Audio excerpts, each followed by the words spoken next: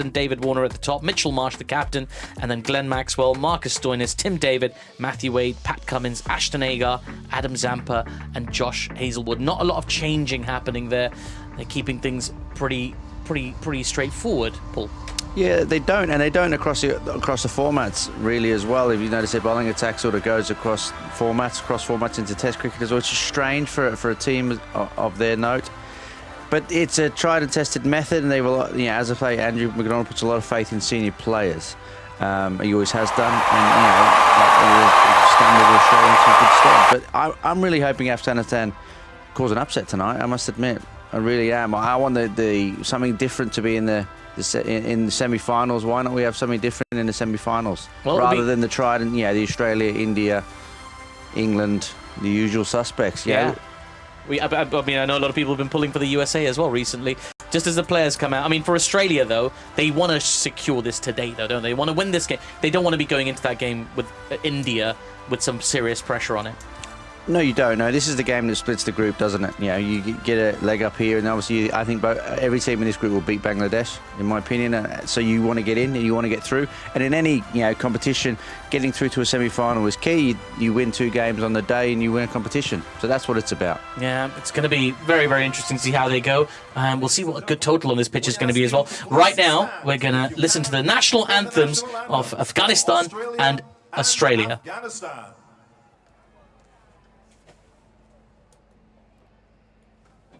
Should hear them momentarily.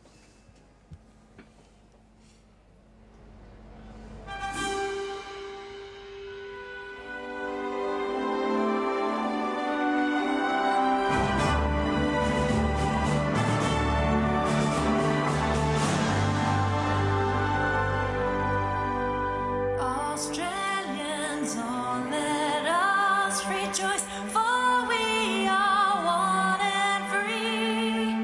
With golden soil and wealth of toil, our home is good by sea. Our land of mountain nature's gifts of beauty rich and rare. In history's page, let every stage of God's Australia fair.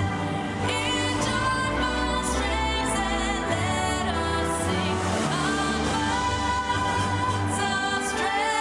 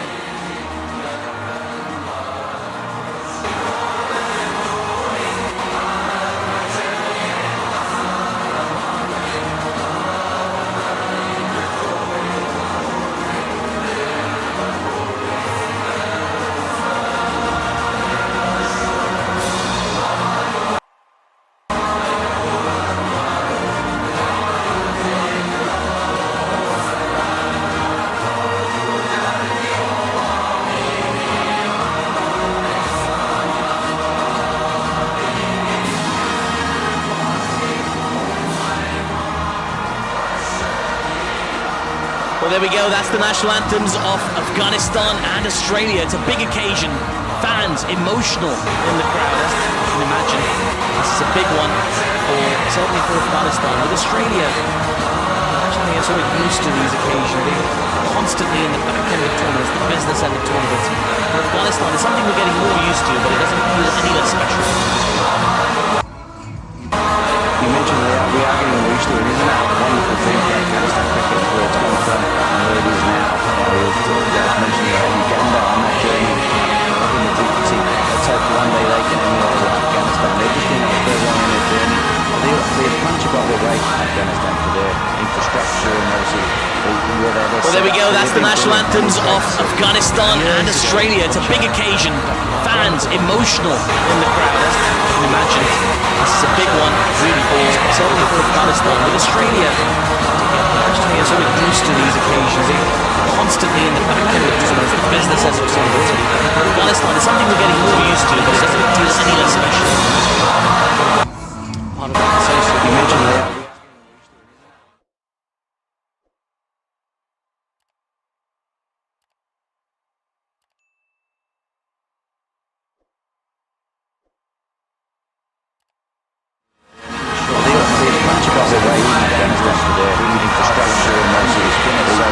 Well, there we go. That's the national anthems of Afghanistan and Australia. It's a big occasion. Fans emotional in the crowd. As you can imagine, this is a big one, really, certainly for Afghanistan. With Australia, actually they're sort of used to these occasions. They're constantly in the back end of tournaments, the business end of tournaments. For Afghanistan, it's something we're getting more used to, but it doesn't feel any less special. It's strange because you mentioned it all the time. You know, for the amount of players they have and their size of their cricket, they do. Another side who does punch above its weight in world cricket and given its infrastructure. Absolutely. Well, thank everybody for joining us on 5 Sports Extra or on the ABC in Australia. Well,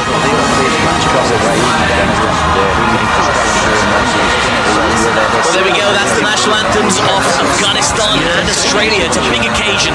Fans emotional in the crowd. As you can imagine, this is a big one.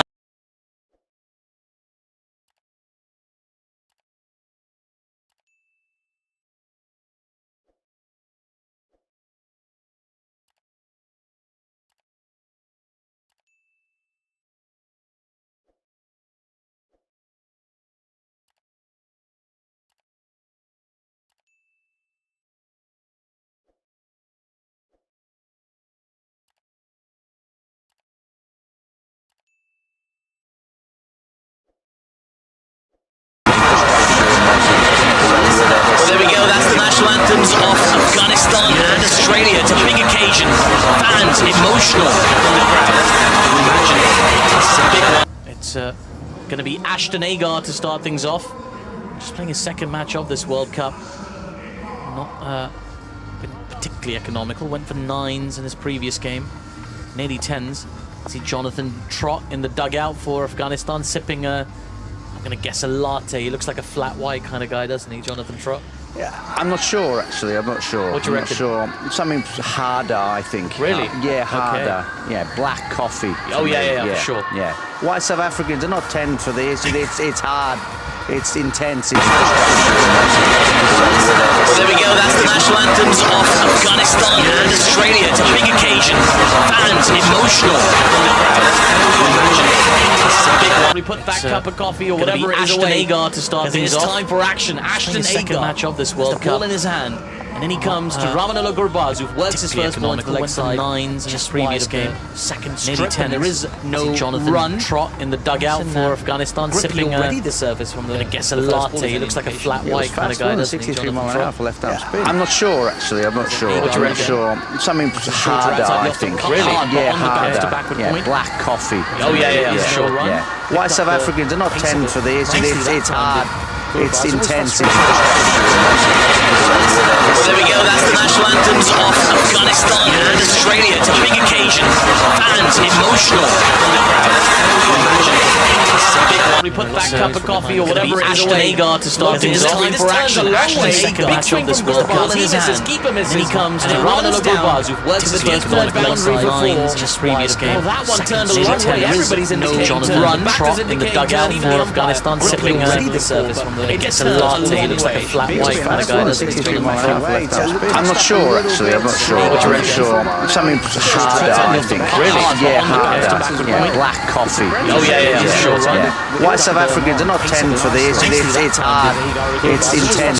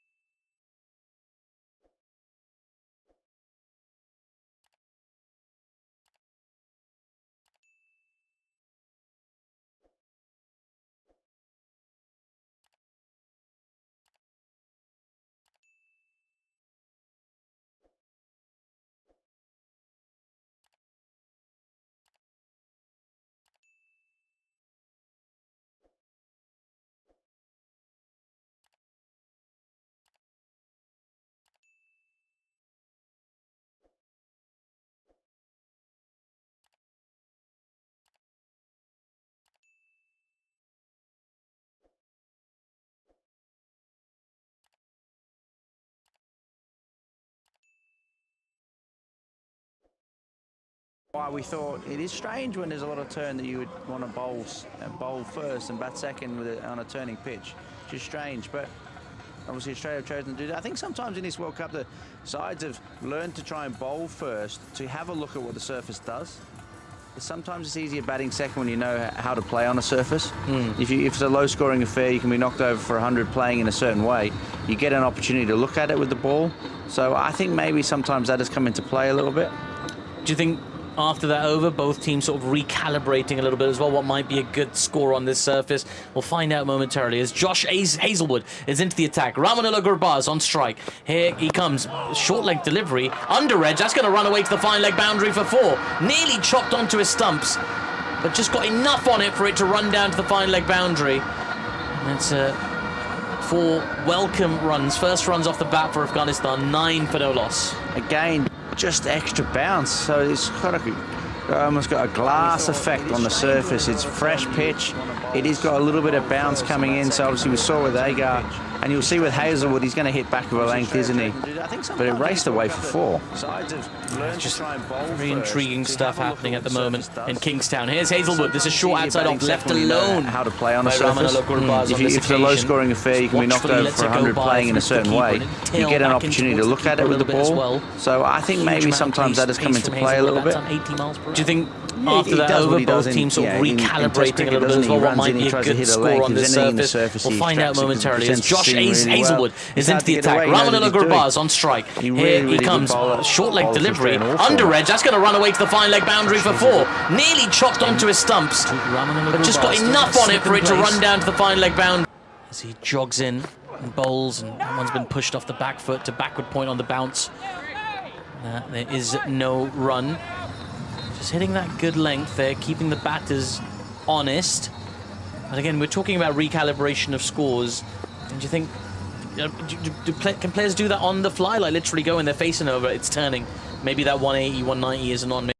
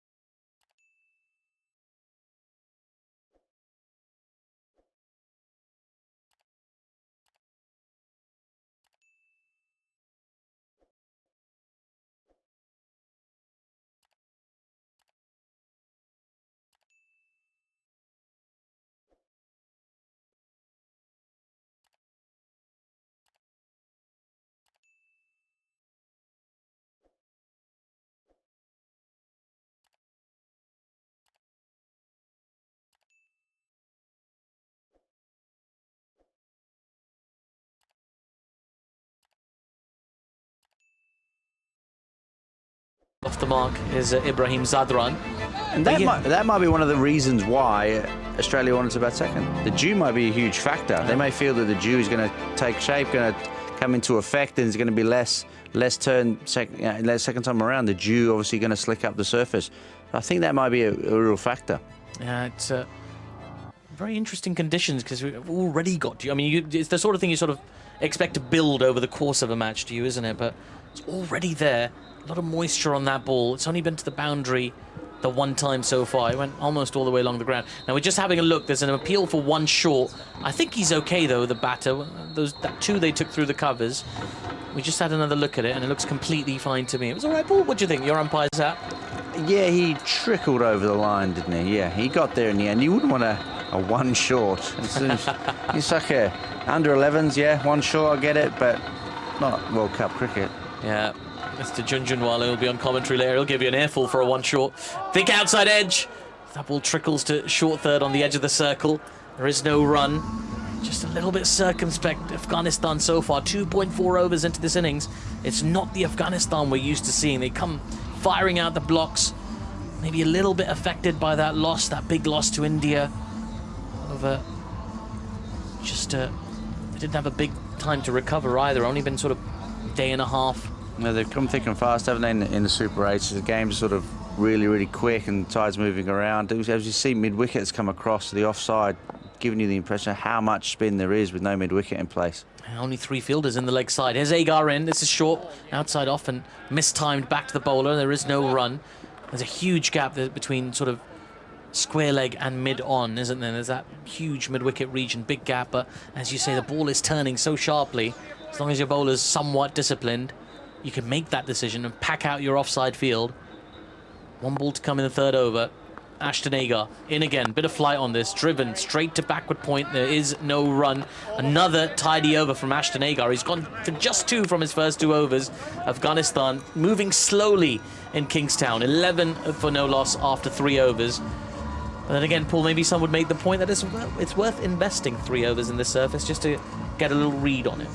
It's a steady start, isn't it? A steady without big blustering in any way, 11 off 3. I think what we're under, Agar's done really well, and what he's done really well is he's changed his pace a lot. So he is bowling sort of left-arm swingers at times at 68 mile an hour and then bowling spinners. So his changes of pace is really, really effective. So he's not just bowling left-arm spin after left-arm spin.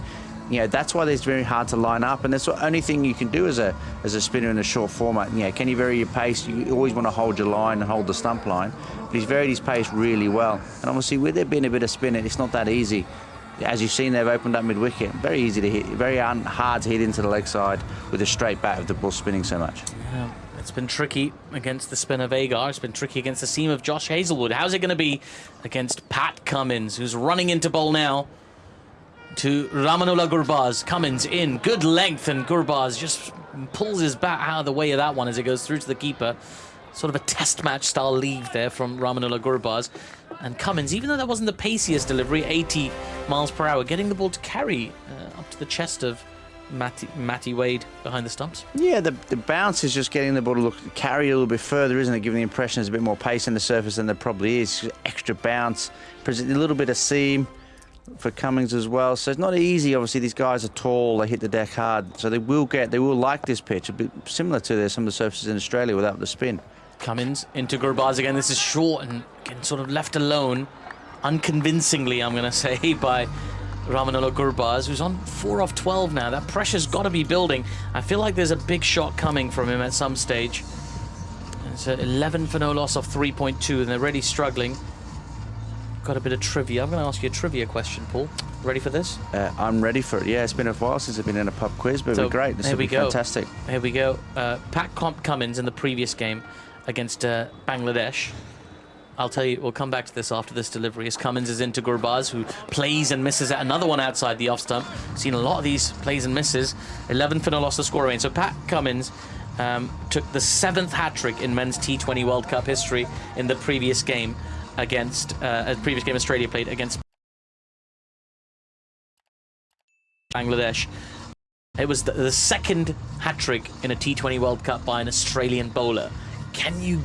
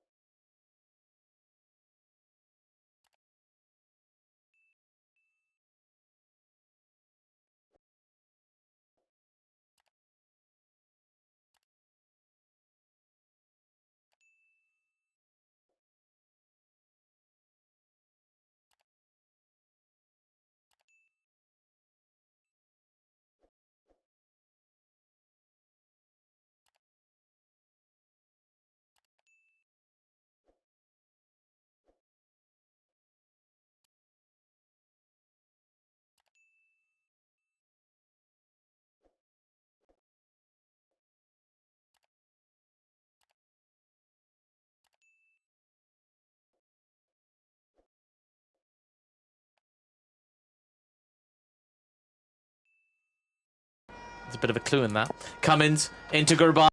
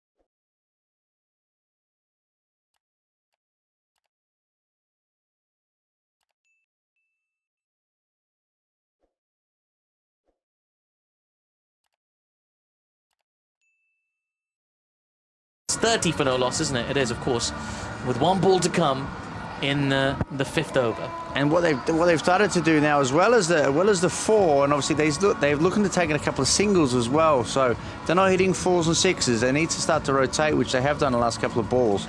They're hitting singles. There was a drop single there before. Start to get their momentum moving.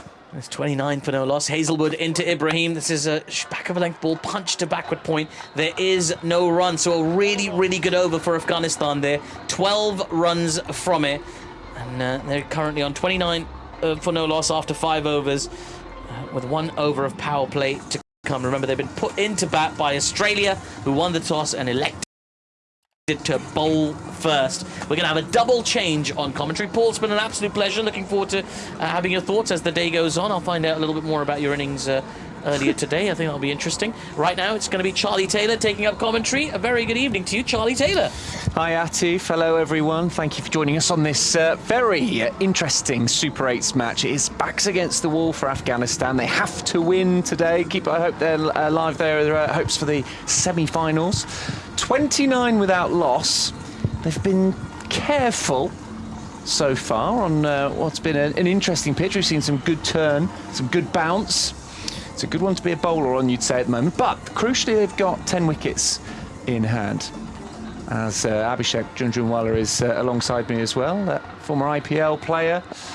Abhishek, it's been watchful so far as Gurbaz prepares to take on this net. Pat Cummins' ball as it's just angled towards third. They'll come through for a quick single as the fielder comes around in the circle and fields it. Just the 1 run there. What have you made of it so far? I think it's been a very difficult surface. If you ask me what I've seen so far, there's turn, there's bounce, and an even bounce. It's not a very true bounce where you can just plant and hit through the line, or you can play square of the wicket, because the sponginess in the surface is very hard. I think Afghanistan is in a great position after 5.1 overs, given the surface and the way the surface has behaved so far. They've got the launch pad. They just got to be a bit cautious. It's not a pitch where you're going to get 180. You've got to be realistic at times. And I think this is a pitch where if they get 160, it's a match-winning one. And comes Pat Cummins again then, and turning. In fact, he's been hit on the hip there, holding the sort of the back of his... the top of his leg. He waves over to the dressing room. He might need a bit of treatment here. He's worn that one in a painful area. He's just wandering around the pitch now, trying to walk it off. Been hit there a few times, don't you think, Abhishek? Oh. You winced as it was hit him there. Don't remind me of those. Almost feel it. And yeah, I've got hit pretty bad. And that flush on his hip bone. Yeah, that's nasty. Because there's no real protection there either. You don't really wear pad around your hip bone. You do wear an inside thigh pad, but that's just above that inside, the inner thigh pad. So it's going to be very, very painful. And straight away, he asked the physio to come and have a little bit of a magic spray, which often does the work. And you can see that spray being sprayed now. So hopefully nothing serious. Well, even if you're the professionals calling it magic spray, you don't really know what's in it. No clue, but it just numbs the area. So it's a bit. You don't feel the pain for a little while. Yeah, it is. Right. It's pretty cold. So it numbs it through. Yeah, it just through numbs it cold. for a while, and then suddenly you start feeling it. The moment you're back in the dugout, you start feeling it, and yeah, it gets nasty later on. We're just taking a look at the length that's being bowled, and I think that's an important point, actually, because this pitch, we've talked about it, it's a new pitch, although we've seen a few games already at St Vincent in the Grenadines. Yeah, I think that's why we were a bit surprised when Australia chose to bowl on the surface, because you don't know what you're going to get, and with Afghanistan spin attack, especially on these surfaces, it can be very, very difficult. And their fast bowling is done really well as well. If you look at the way Farooqi has bowled, he's the highest wicket taker in the tournament with 15 so far. It's going to be a tough one. Afghanistan just need to be realistic. They shouldn't get ahead of the game and not start thinking too far. Take each over as it comes and then try and get to that 160. I think that'll be a good total on the surface. 30 without loss. Ibrahim Zadran is ready to resume. Bit of magic spray on the hip bone. He smashed that one over the leg side. Will it be taken? No, it won't be. It should have been taken on the boundary after one bounce. It's Ashton Agar who misjudges it, maybe takes his eyes off it, and it bounces past him for 4. That shouldn't have been a boundary. Yeah, that's not very good, is it? Especially if you're playing World Cup for Australia, you've got to stop that. And every run is going to be so crucial on the surface. But lovely pickup shot again. That I'm not sure how much work that done to his bone, but that definitely magic spray worked for his bat. Maybe he's thinking to himself, I don't want to do much running. It's going to be boundaries from here on. Ashton Agar, I don't know what happens there. He must have taken his eyes off it, because it should have been, he got 2 hands to it, should have easily just been cupped by him, and the end it goes through him. And this one, he's just giving himself space, flicking it over the offside. Could have been a spectacular catch, one-handed there. It's gone for 4, I think.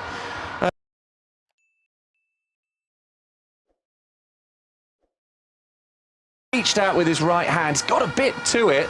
Has he played it, sort of pushed it straight into the boundary sponge? We'll see. Just giving himself a bit of room and using the outside edge of the bat. Let's have a look. No, it's going to be 4. As it's Adam Zampa, yeah, who nearly pulled off what would have been one of the catches of the tournament, I think, on the boundary edge, sweeping there. It's a good effort, but in the end, it's another boundary, Abhishek. Yeah, would have been in stunner if he's got hold of that one. Very difficult chance because of the way he was running, the momentum he was carrying in that run. Never an easy one. A great effort at the end, but Ibrahim Zadran, he'll be quite happy. So that's 2 boundaries that, well, I mean, that one was a very, very tough chance. Yeah. The other one shouldn't have been. That could easily have been maybe 2 or 3 runs from those 2 balls. Instead, it's 8. In comes Cummins again. Turning it round the corner here is Ibrahim. Just for 1, maybe they'll think of 2. No, just the single there. Good over so far for Afghanistan, despite that dot ball which hit Ibrahim hard on the hip bone. And suddenly the score looks pretty good as well. With all 10 wickets in hand, that's exactly what you need when you're playing such a crucial game. It's a must-win game for both sides, really. Not so much for Australia because they won their first game, but for Afghanistan, they must win this to keep their hopes alive in this tournament. Well, I think it can be fair to say that the strongest team other than these 2 in this group is India. Yeah. I don't think that's a controversial thing to say. So Australia are yet to play them as Cummins runs in again, and this time just opening the face of the bat is Gurbaz, and they'll run through for a single to end the power play. 40 without loss. Yeah, I think that's a great score. In the last couple of overs, they managed to get 24 runs, which gave them the momentum they were looking for. And what I really like the way they progressed in this innings, that they gave themselves that time. They were not panicking, even though in the first 3 overs they hardly managed to get many runs. But they just knew that the surface is not the easiest one to bat. And now with spin again being introduced with Adam Zampa, he's been in terrific form so far for Australia, and he's going to be the key. So if they can bat well against him, both Gurbaz and Ibrahim, I think Australia will be under a bit of pressure. So far, wicketless. And Afghanistan, as they said, they would have batted first if they won the toss. Both teams getting what they wanted. We'll have to wait and see what happens at the end. Well, the finger spinner here is he's been very successful, hasn't he, Adam Zampa? He's taken 11 wickets so far in this tournament. So someone who has really made things very difficult for the opponents. So coming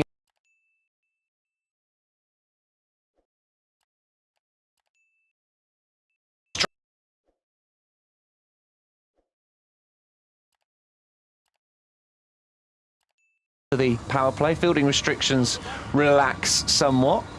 40 without loss.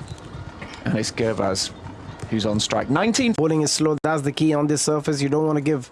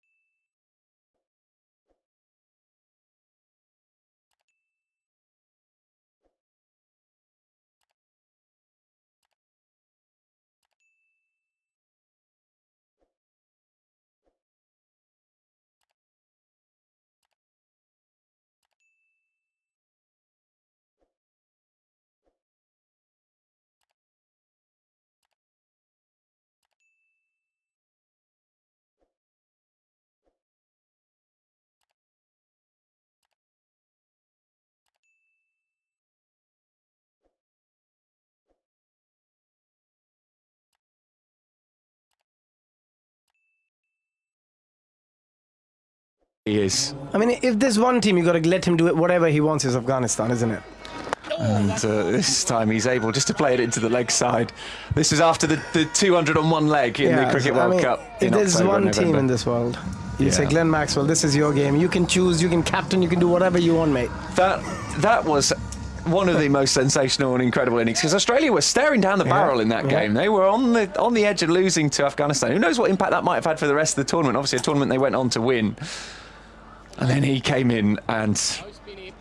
Oh, it's just incredible. Really hard to actually look back and believe it happened. It was well worth taking a look. If you weren't aware of that one, you can see some highlights online, I'm sure, as this is cut away for a single fielder.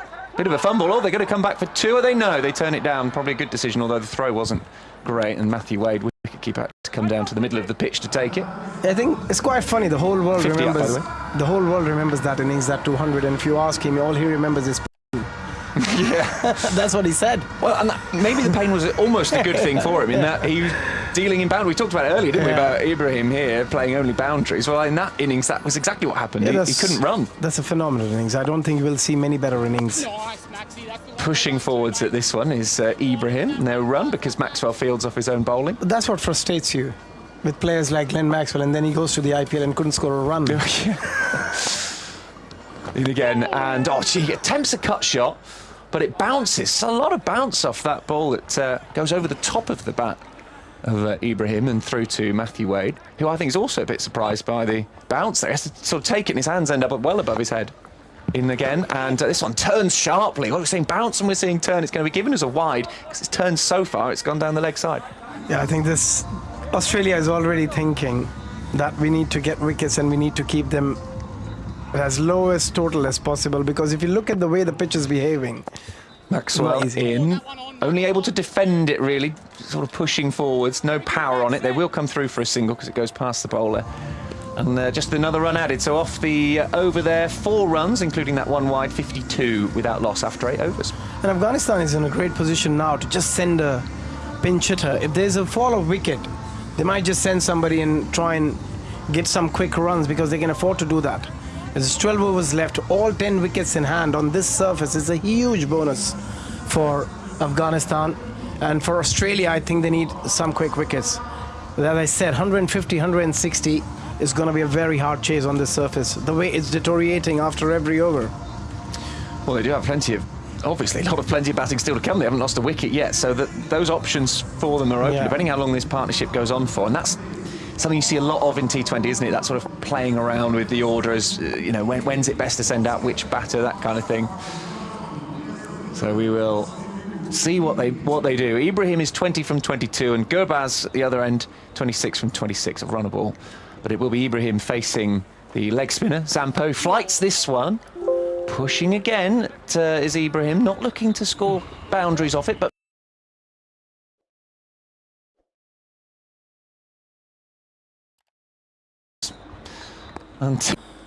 he loves to sweep. He plays a sweep quite well as well. Well, he's going to attempt to sweep this one. It's hit outside the line, I'm pretty sure. There's a big shout from Zampa.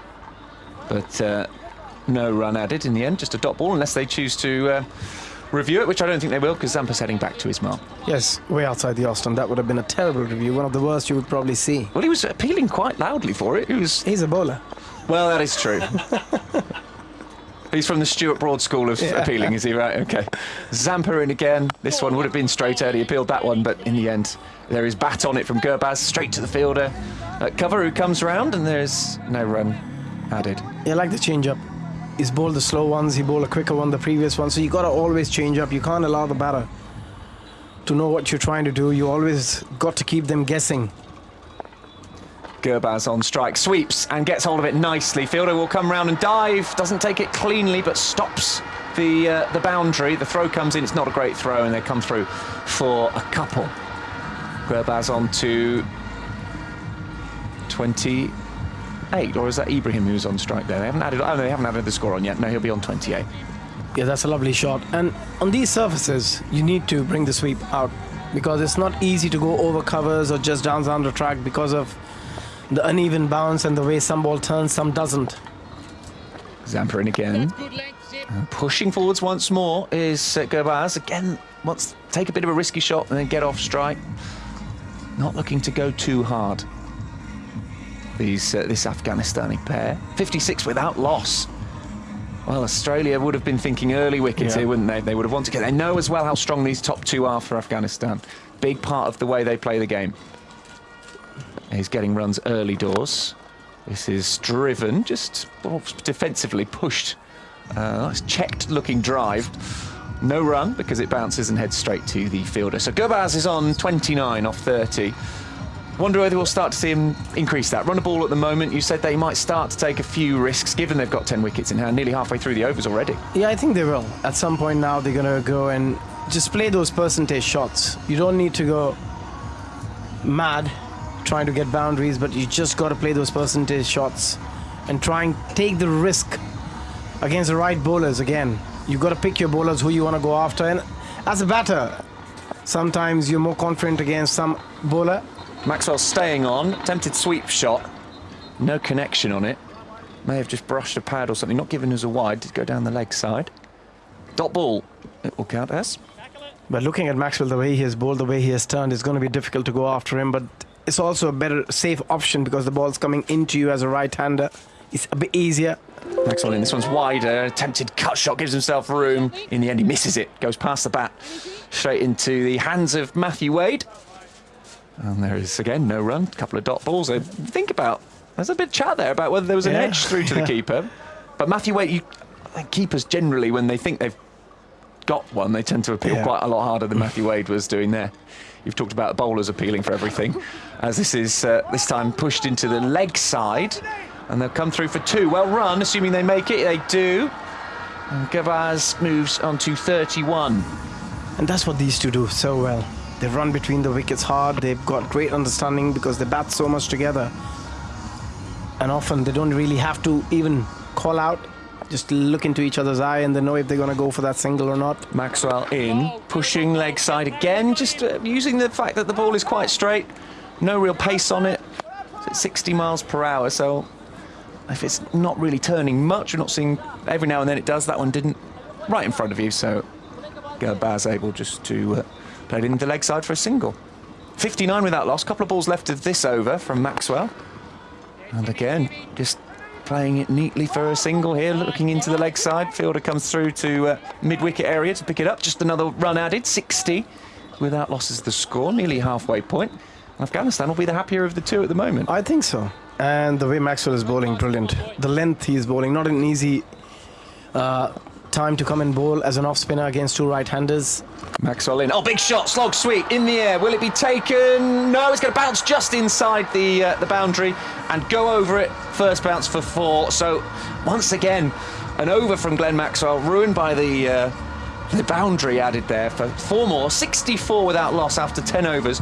Will they have come in with an idea of what a good score is? And if so, Abhishek, where does this leave them at 64 without loss? And while they're answering that, it will be Atif Nawaz who will come in. Yeah, I think they wouldn't have come with a set plan, but they assessed the conditions really, really quickly, and they've assessed it quite well. And they batted accordingly. They didn't take unnecessary risk whenever there was an opportunity provided. They capitalized on that one.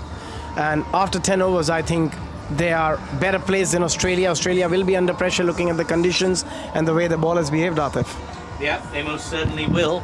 It's 64 for no loss. It's been very impressive, really. Just that restraint from Afghanistan. They haven't run away from Australia, but they seem like they're building a bit of momentum on what's a tricky pitch to accumulate runs on. Australia, 6 overs of spin so far. Just the 4 overs between Cummins and Hazelwood. I was actually just looking at their team, Abhishek, thinking about the depth that Australia has at their disposal.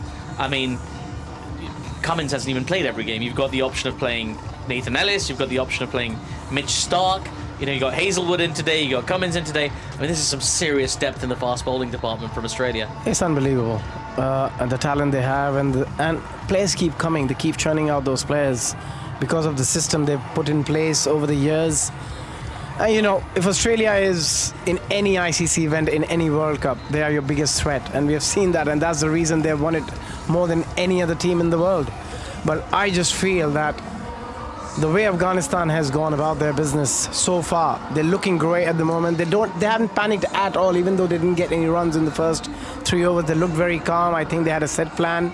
They knew these conditions aren't going to be easy for Australia. If they can put a total, if they can put 150, I'm saying, they don't even need 170, 180. 150, 155 could be a very tough chase for Australia on the surface. It could, and just thinking about the, just what you said about the pinch hitter coming in next, the options that they have, they're all sort of aggressive batters, really, aren't they? Because like Gulbadin Naib gives it a big hit. Azmatullah Omarzai, obviously, very similar kind of batter. Mohammad Nabi, he's got the capability of doing whatever his team need him to do.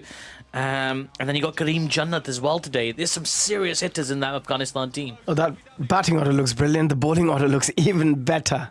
If you ask me, the amount of options they have with their bowling as well, a lot of all-rounders, and now they're spoiled for choices, who they want to send next, who they feel that they can do the most damage under these conditions. Yeah, most definitely. It's going to be interesting to see what a good total will be today. I think at the start of the day, some teams were thinking it'll be higher, maybe 160, 170, but maybe 140 would do. Here's Ashton Agar in, full, driven, only as far as extra cover, and there is no run. 64 for no loss, the score remains. What do you think? What do you think so far, Abhishek? Halfway through this innings, what's a good total? I think, as I said, anything over 145 is a good score. This has been played on the up, over the covers, out towards deep extra. Who's got a bit of a chase on here. They should get back for 2. David Warner with a sliding stop. And the batters do indeed make it back for 2 runs. Score moves on to 66 for no loss after 10.2 overs. So, what we have seen out there so far, that there's 2 lengths you can hit on the surface. If the length is really full, where you can get some elevation. Here's Agar in again. That ball's driven to extra cover, no run. Anything on a good length has been really hard. Maybe the fast bowler or the spinners, you just can't get them away. And if they're slightly short, you've got an option where you can open the square of the pitch. But apart from that, if you can bowl that back of length, it's going to be so difficult for any batter to score runs on the surface. There's Agar in once more. He makes a bit of room, goes over the covers again, does Ibrahim. This time places it nicely between deep extra cover and long off. It'll go to the boundary for 4. Terrific shot from Ibrahim Zadran. Score moves on to 70 for no loss of 10.4. Yeah, that's magnificent batting. The way he gave himself slight room outside the leg stump, opened that offside up, and it was a very difficult shot. It was not a short delivery. The way he went back and used the depth of that crease, wonderful. And look at the reaction from the bowler. Even he's appreciating the shot, how good that shot was from Ibrahim Zadran. He's a terrific player, isn't he? He really is. Absolutely outstanding. And there's a bit of chat happening now that Matthew Wade and Mitch Marsh trying to work out where to put their fielders. Lots of flight on this, driven on the up again, over that infield. Going to bring the long off fielder, Tim David, into play. The throw comes in from the deep. Now this could be close. They went back for the second run. It was really close. A good throw from Tim David from the deep. He's put him under pressure. My instinct tells me he's just in, Abhishek. What do you think? I just think the dive saved him. Yeah. That was a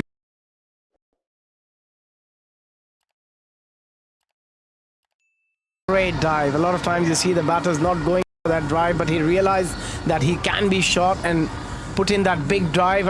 Again, we have to wait and see. It might be very close. It was just such a good lightning throw from Tim David at long off, who had to run round to his left-hand side, probably about 5 or 6 yards, very quickly before the ball travelled to the boundary. So he's done really well there as Tim David, and he's given his team a chance. Now, we're going to hear from the TV umpire, Richard Illingworth, momentarily. Oh, he's just home. He's just home. Very good stuff. Just as you said, Abhishek, that dive, that full stretch dive, got him home in the end. It's a commitment, isn't it? When you see these players, how desperate they are to do well, how desperate they are to win. It's margin of very small margins for these players. But yeah, it's just amazing to see the effort they put in.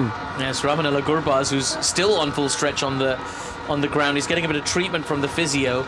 Looked under a lot of pain, maybe a bit of cramp in the heat creeping in as well. But he went full stretch, slid his midriff all the way along the surface, then actually sort of kipped up like a judo fighter, just got up to his feet really quickly, but back down flat on the ground again. Still looks a bit uncomfortable.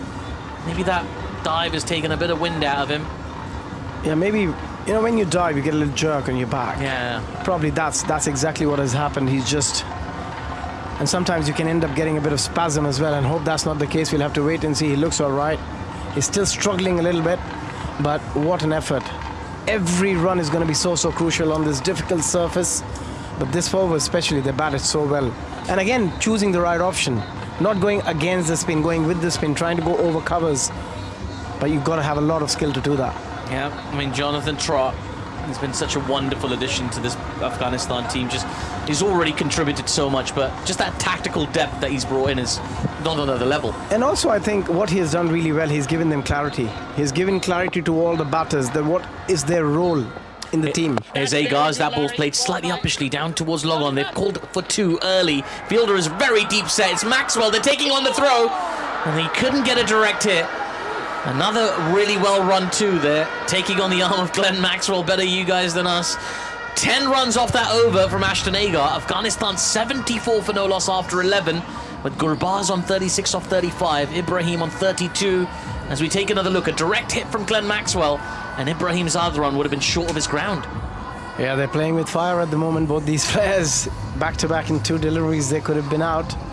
But at the moment, the luck is with them. It is indeed 74 for no loss, and another big game coming up in the Super 8s tomorrow or today, depending on where you're listening to us.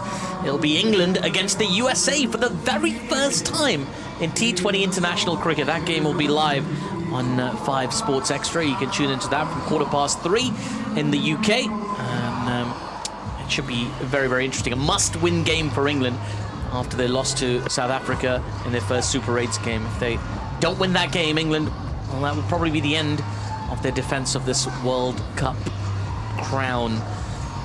And, well, judging by the way the USA have played in this World Cup, can't rule it out already, can you? Yeah, especially after they beat Pakistan. You can't rule out anything after. That's true. That's true. Marcus Stoinis into Rahmanullah Gurbaz. Short, pulled away, and one bounce 4.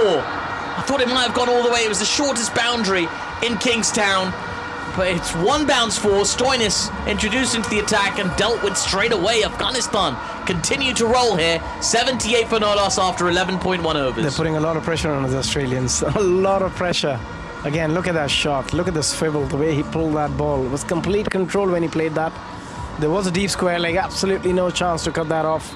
And suddenly the momentum has shifted massively towards Afghanistan. Here's Stoinis in again. That ball keeps a little bit low. It's punched down towards long on. They're looking for 2 again. And this time, they do not take on the arm of Tim David at long on. It's just a single. 79 for no loss. There's just got to be a bit smart here. You can sense they want a 2 every time they're placing the ball in the outfield, but you don't want to lose your first wicket in terms of a run out. They're picking up their run rate really nicely here, Abhishek, as well. They had 40 from the power play, so just a tick over run a ball. And now they're on to 79 off 11.2, so just under 7 and over. If they can get over that 7 mark, that's 140 plus. That's a very good total on this surface. Based on what we've seen so far, Australia definitely under pressure. Stoinis into Ibrahim Zadran, who plays the ball back to Stoinis. He's put it down and is followed through. They're going to get 1. They'll probably get back for 2 here. There's a throw from Mitch Marsh in the deep. It's a direct hit. Oh my goodness, he might be run out of non-strikers. We'll find out. A lot's happening. I'll try and break it down for you, but in his follow-through, Stoinis had a chance. It was tough. Got a hand to it. Ricochets to it down towards long on. The batters try and come back for 2. There was a direct hit from the deep. And now it's on to Richard Illingworth, the TV umpire, to confirm whether or not he was run out. What do you think, Abhishek? I think it's fine. He's absolutely safe. Again, stressed. Very good running technique. Stressed his arm out. Well, here we go. We're looking at it now. He's planted his bat. He's dragged it in, and he's comfortably home. Grounded. It's a great throw from the deep. Tim David again. But couldn't get... Well, just not quick enough, really. Afghanistan galloping on. Again, anybody watching, any kids watching, this is the way you run. You outstretch your arms, you drag your back in. Don't be lazy when you're taking those 1s and 2s. And both these players at the moment showing some incredible commitment towards their side. Just taking a look at that chance again, Abhishek. He didn't quite nail it. It was a tough chance. Even the umpire was sort of dancing out of the way of that. The umpire looked a bit like someone who belonged in the sort of Royal Ballet Company in London. Here's Stoinis into Ibrahim, who plays this ball uppishly out toward just wide of mid-wicket. They run through for another quick single. There's a shy at the non-striker's end, and Travis Head has some work to do to back it up. They might get through for an overthrow. Well, actually, I think it was just the one. There was a bit of a... There was two. They did make it back for two. I beg your pardon. They did get through for two. Another two. And now we see some frustration amongst that Australian team. There's a lot of noise from Matthew Wade. He's not happy with that. 12 overs into this game, Afghanistan still yet to lose a wicket. Or the other way to look at that is Australia yet to take a wicket. Yeah, you can see them panicking. You can see them panicking, and you don't see that very often with the Australians. There's a lot of screaming going on in the ground. A lot of chat. Matthew Wade wasn't happy. Having a proper chat with Adam Zampa. You should have backed it up better. Travis Head with the backing up. There's Stoinis in. This is short. Keeps a little bit low as Ibrahim looked to pull that away. Sort of half pulled out of the shot as he realised it was going to go underneath his bat through to the keeper on the bounce. Slower ball that time from Stoinis. Again, that length. The moment you bowl that back of length, you change something, you bowl those cutters is very, very difficult for the batter to get under it or score runs off it. But still, 9 already. If they can get a boundary, turns into a 13-run over, which is a very big over on this surface. That's exactly what they would be looking for. The mid-off's up. There's an option there. Here's Stoinis for the final ball of his first over. And he just beats the bat, strikes the pad off an inside edge. Another slower ball, and it's not been picked. So it's a dot ball to finish the over. 9 runs off it. Afghanistan 83 for no loss after 12, just hovering below that 7-run and over mark. But this has been an outstanding partnership from Gurbaz and Ibrahim. Shots all round the wicket, 83 off 73 for the pair of them. It's been really exciting to watch. Just terrific, terrific. And if you watch the innings, the way they have played, the way they have manufactured this innings, it's not easy to bat on this surface. We keep saying that because it's been difficult. The ball's turning, the ball's keeping low, some's jumping up, invariable bounce, so everything happening on that surface. But still, they are 83 after 12 overs without losing any wicket, and there's so much firepower in the back end of this innings. I wouldn't be surprised if you see Rashid Khan coming in early. Zampa into Gurbaz, fly to delivery down the leg side, sweep shot attempted, doesn't connect, but it is a wide.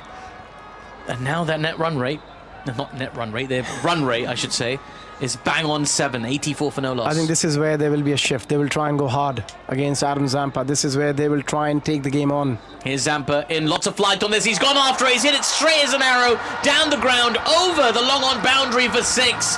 What a shot from Rahmanullah Gurbaz, really got a hold of it and punished Zampa.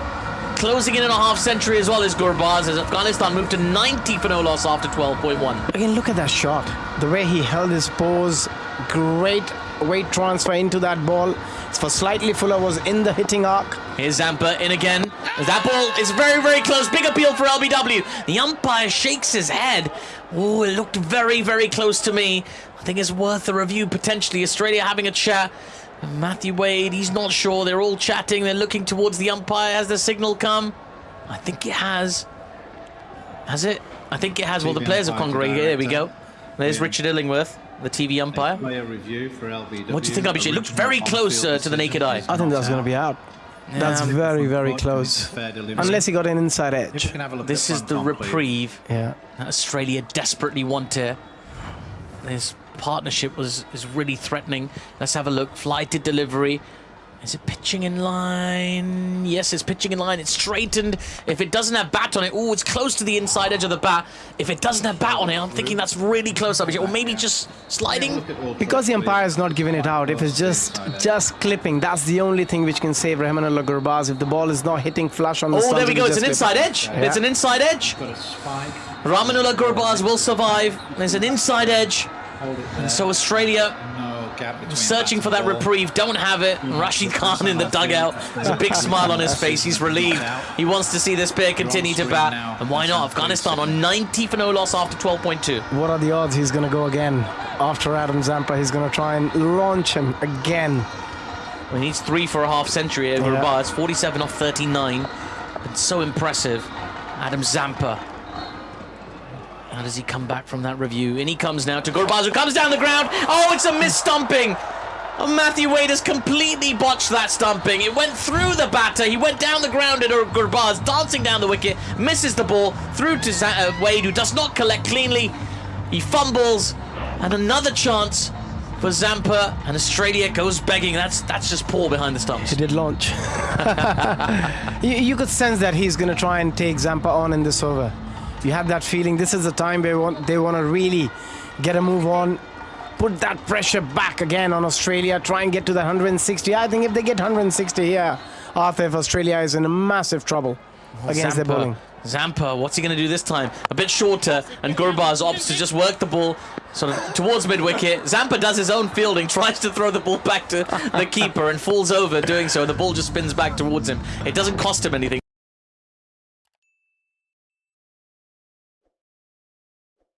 But he doesn't look wonderful in the replay, if I'm honest. It is a single to the score. Maybe sensible for Gurbaz to get off the strike and take a breath at the non-striker's end. Yeah, Matthew Edby again watching the replay should have. It was regulation, really, wasn't it? Yeah. Zampa into Ibrahim now. He makes a bit of room. It's a low full toss. It's been smashed down the ground. And, one bounce. Oh, my goodness. What an atrocious piece of fielding. I think that's Ashton Agar down at long off. It bounces slightly awkwardly for him, but he's run past it, and the ball goes to the boundary on the bounce for 4. Everything going wrong for Australia right now. A nightmare sequence. This is Afghanistan absolutely flying. Yeah, Ashton Agar need a lot of fielding practice after this game. You can sense he's given 4 extra runs. That's the second time he's missed a boundary there. No point showing what happened in the ground. This one keeps low from Zampa. It's been pushed out towards mid-wicket. Not really timed well, which means they might be able to get back for 2. Maxwell under pressure. Even Maxwell misfields now. It doesn't cost them anything. He gets the throwback with some venom back towards the keeper, and there is some serious frustration amongst this Australian team right now. 13 runs off that Zampa over, 2 chances for a wicket that did not come to fruition, a misfield in there as well. Afghanistan really building some pressure. 96 for no loss after 13 overs. Doesn't matter how many World Cups you have won, when it's a pressure situation and the team puts you under pressure, team like Australia can panic as well. And look at the reaction from Adam Zampa.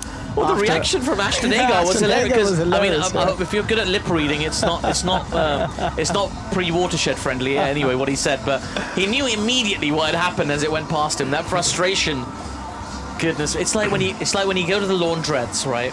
Yeah. And you turn up and you don't have any 50p coins on you. That's exactly the frustration. You've taken your bag, you've turned up to the laundrettes, and you don't have any 50p coins, and you know there's no change. No, the machine doesn't take that contactless payment.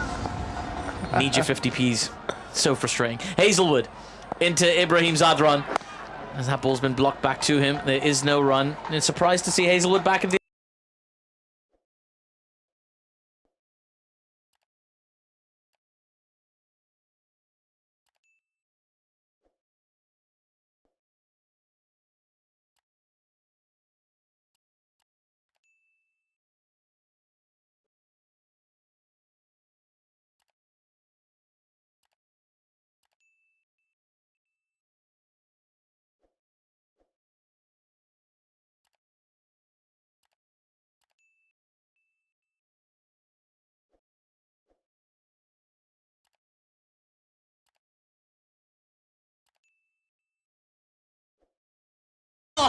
After 13.2 overs, well, they've kind of turned the expectations of this match on its head.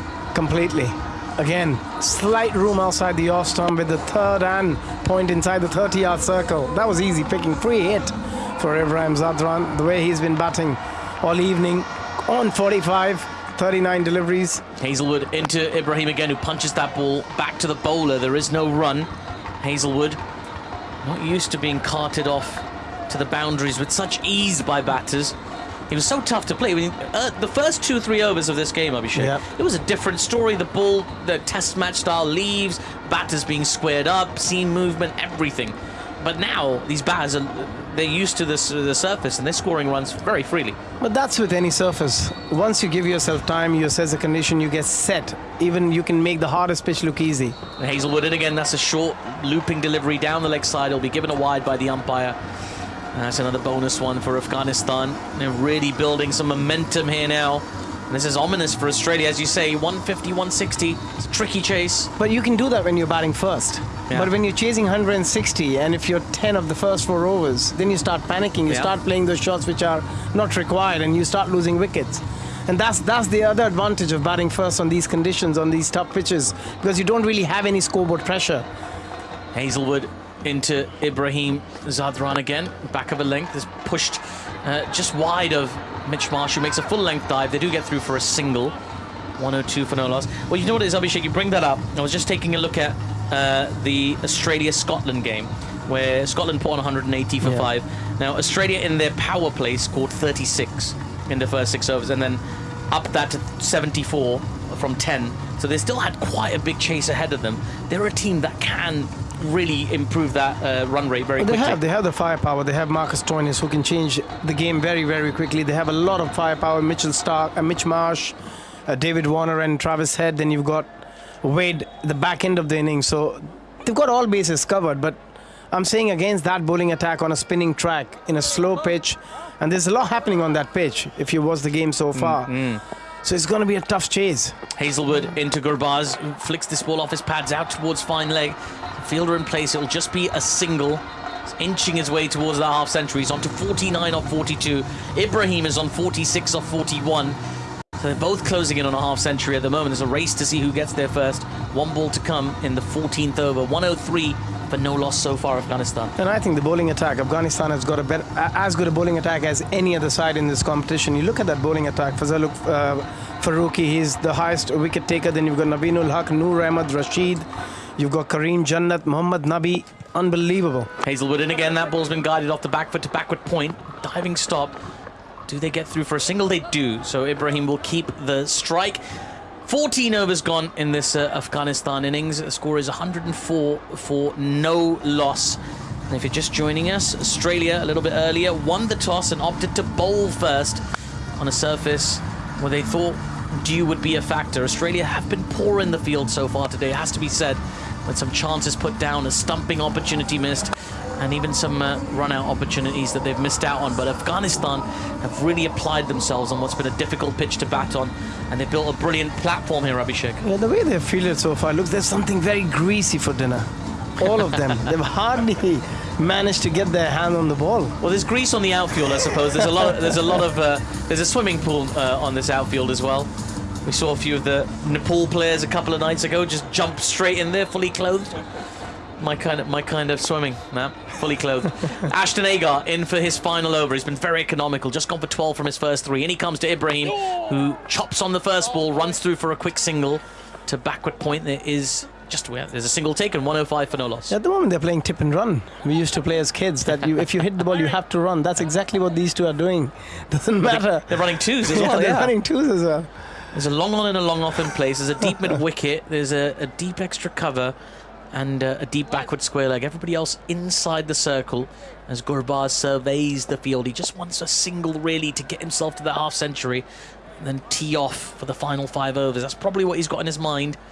As Ashton Agar makes him wait a little bit longer. In he comes now to Gurbaz, who's nearly been squared up. There's an appeal from Matthew Wade behind the stumps. It's turned quite sharply. Umpire says no, thank you.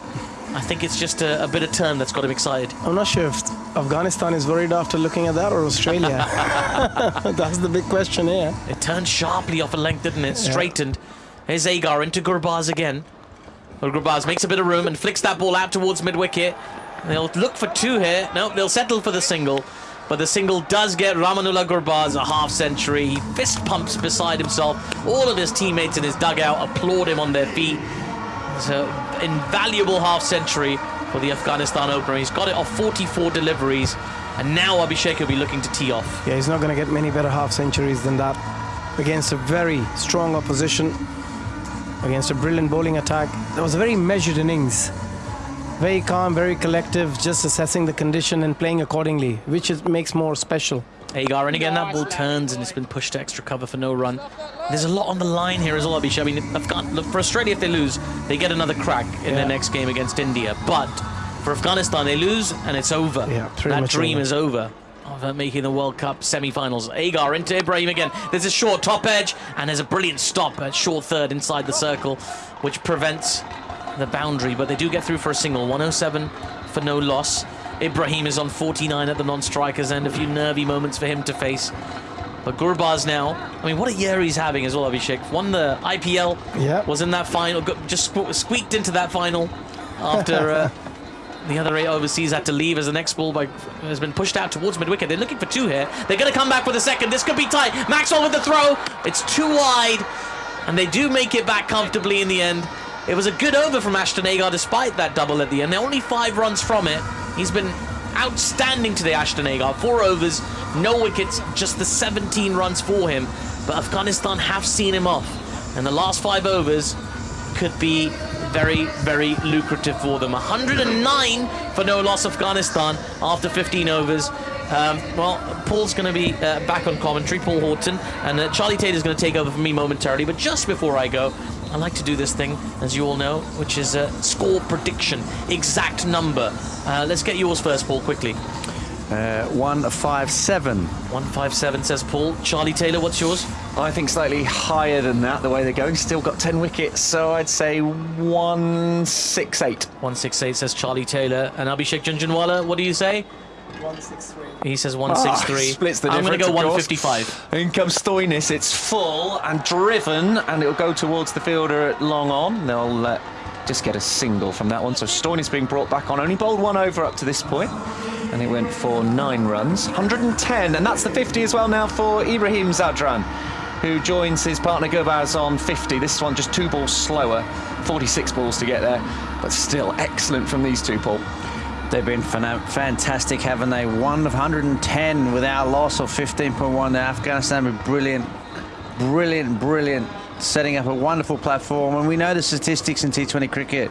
Obviously, you lose 3 in the power play, it's a real challenge. But if you get 100 partnership, your stats of percentage win rates are going up. So what a platform they've set. This one head straight back to Stoinis. The Australians, though, have not looked in the field in particular. There have been some issues there, missed stumping chance. There have been some boundaries which have happened which probably shouldn't have, or definitely shouldn't have. Australia won't be able to play like this against India. Yeah, they've looked rattled a little bit.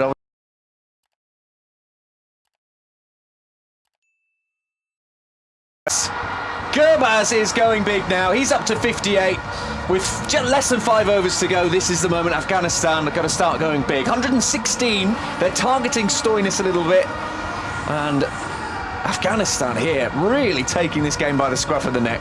They are. I think they sort of know what's coming with Stoinis a little bit. They know he's going to try and drag all these off spinners into the surface.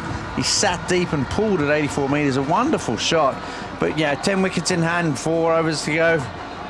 It is hell for leather time for Afghanistan, isn't it? Still 3 balls left to this Stoinis over. What will Gurbaz do here?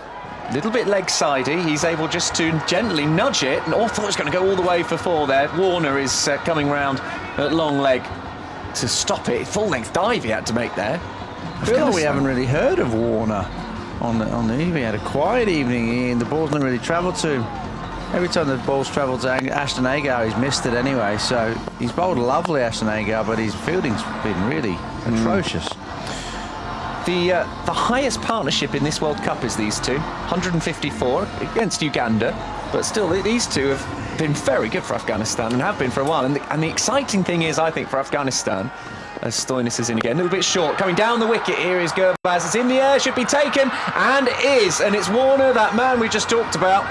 Very unusual sort of flamingo-style celebration from Stoinis, but that's the end of Gurbaz. Goes for 60. The breakthrough's made, 118 for 1. Stoinis the man to make it. Yeah, we're more worried about Stoinis' celebration there. Big flamingo. Impressive. He just got high on the bat, that he got nowhere. And Warner, as you mentioned, has come in. He's had a good evening in the field, hasn't he? Just come in and taken a simple catch. What's the celebration about? He's got his right hand above his head and he's sort of flicking. It's like he's swatting at flies well above his head there.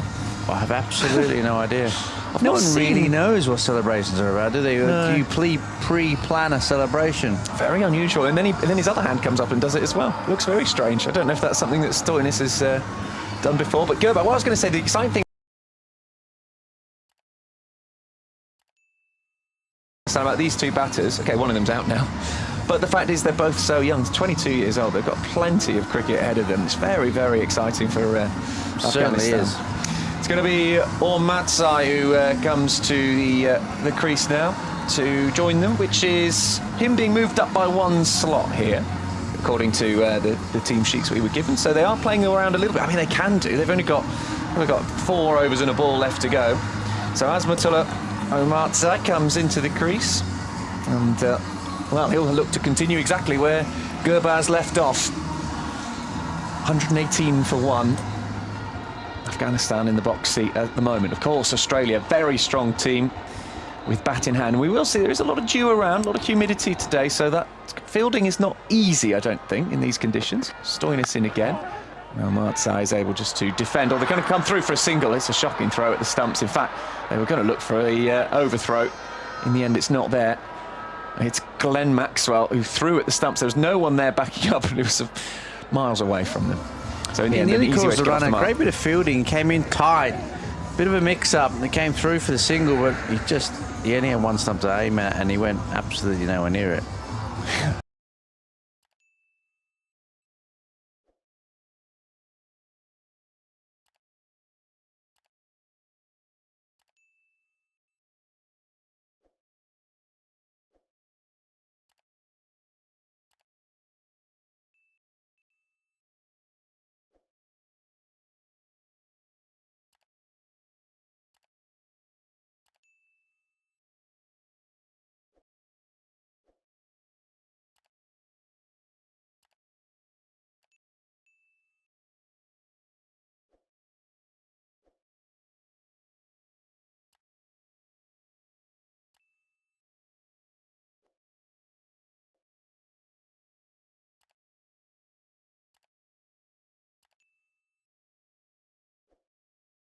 Taking effect.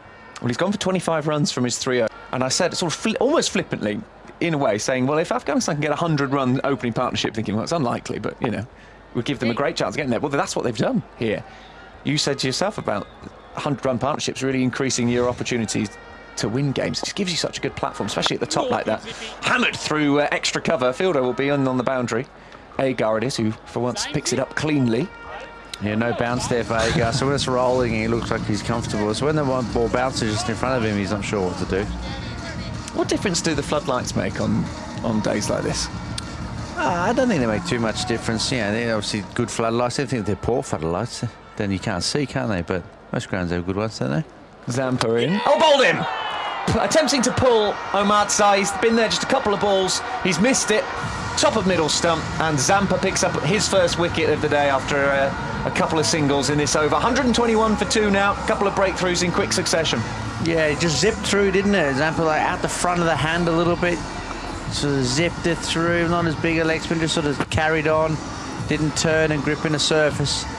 They lost 2 in quick succession, but they've got plenty of wickets in hand, and they're all throwing their bat at the moment, aren't they? Trying to get a big score, so don't be too concerned about that, Afghanistan.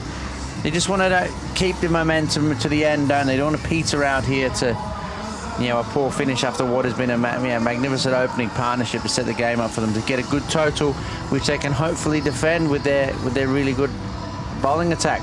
They're set up for a cracking game. Should be a really interesting finish here. As you say, it's the fact that they've, as I mentioned, that opening partnership has given them now the chance to just play with abandon, haven't they? Because they haven't got to worry about. It's given them a real platform. Yeah, they took their time at the start, and obviously getting used to the surface. But they powered out of the back end of the power play, and obviously they were brilliant in the next 5, 6, 7 overs through that middle period. And to put on 100 for the first opening partnership is a wonderful, wonderful achievement.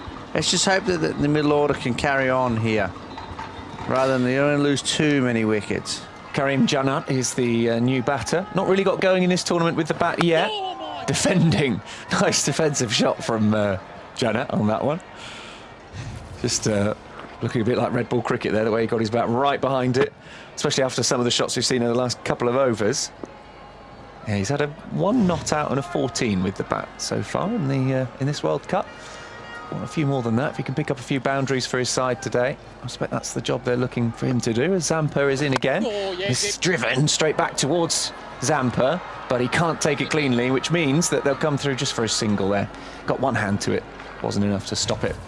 Did take some of the pace off it. He did, and as you say, their fielding has been poor. They'd be definitely minus in the field, wouldn't they? Obviously, Agar's missed 2. They've gone for 4, which would have been singles. -6, must field there, a couple of 2s that they should have cut down.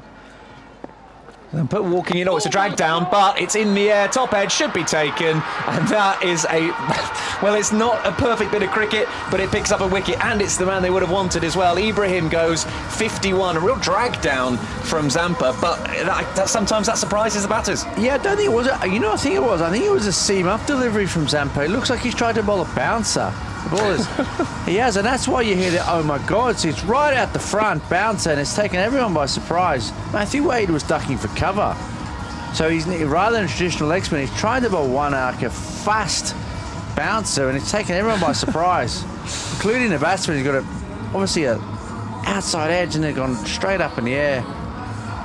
And they're just teetering a little bit. A couple of wickets in quick succession, just teetering off a little bit. But I reckon it's out the front.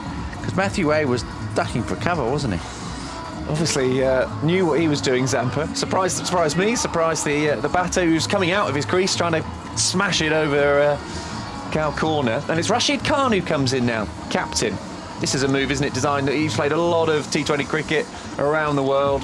This is someone who can smash a few boundaries as well when he gets going. But Australia pegging back Afghanistan here. What they don't want to do, you said about momentum, they don't want to lose all of that and end up on 135, 140 when they've been looking all throughout 150s plus. Yeah, and especially after I predicted 157, so we don't really want to fall too short. But yeah, changing, obviously Rashid coming up, which we knew would happen, didn't we? Incredible striker. Well, it's Cummins, the new bowler, and Janat able to play this out. Nice sort of square drive for a single. Good-looking shot. But you're right, momentum's key in sport, isn't it? Obviously, you don't want to back off the back end of your innings, lose a load of wickets, and obviously teeter out, and then obviously go with the ball and then carry on if you know Australia get a good start. So momentum is key. So as you can see, sometimes when sides struggle, but they finish strong with the bat, they can carry that into their second innings. Same with the ball as well. Yes, exactly. Yeah. So momentum's key. Now, Australia, if they pick up a few wickets here, do contain Afghanistan, and they're only chasing, say, 135.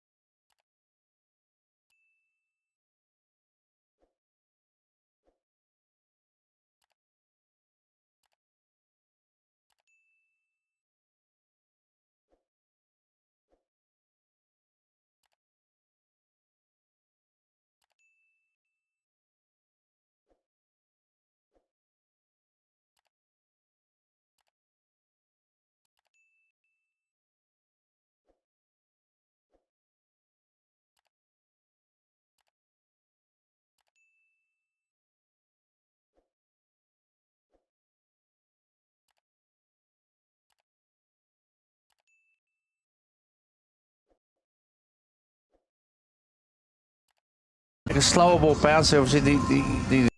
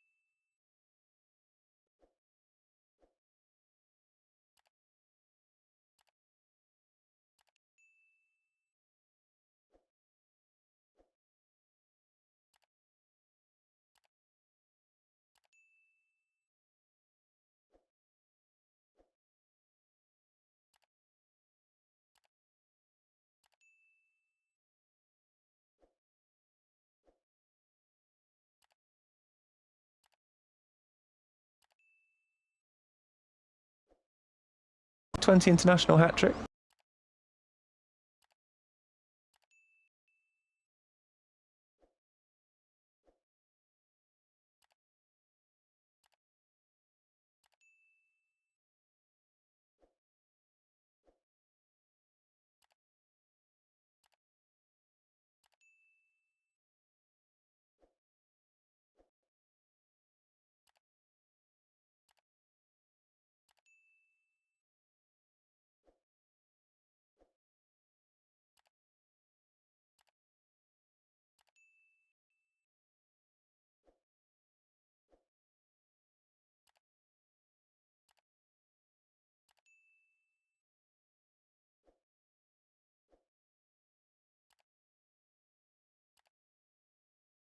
trying to get something on it, and he's asking.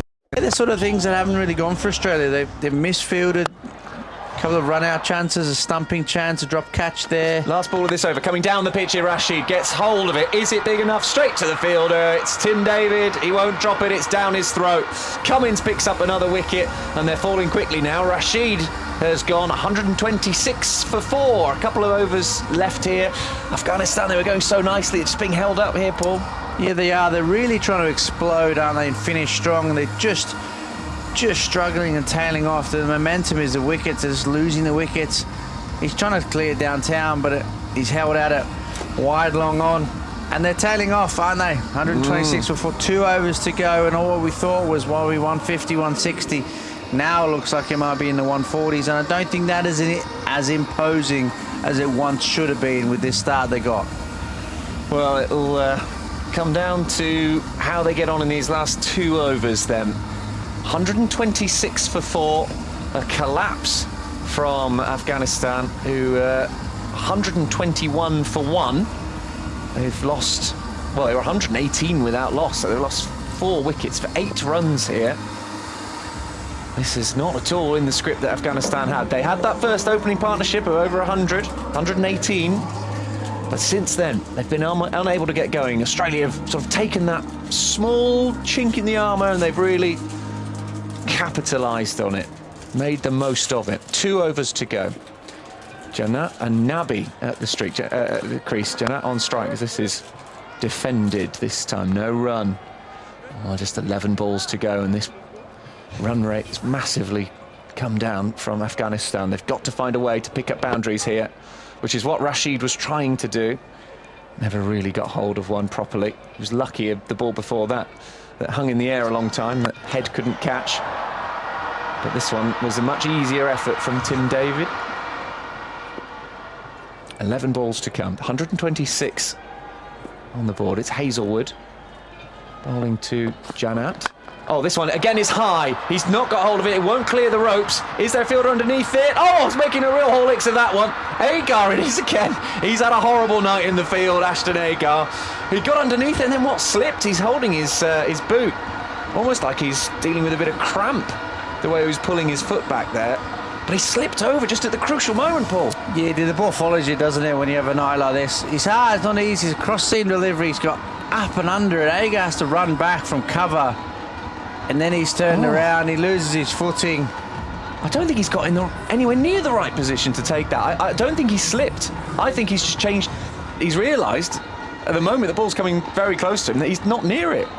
It's poor again from Ashton Agar, who should have stopped a few boundaries up to this point. Now he should have taken a catch. Hazlewood in again. But that's better shot. There's a lot more of it. Will it go all the way? Is there a fielder there? No. Bounces once, bounces twice. Kept in brilliantly. One-handed effort.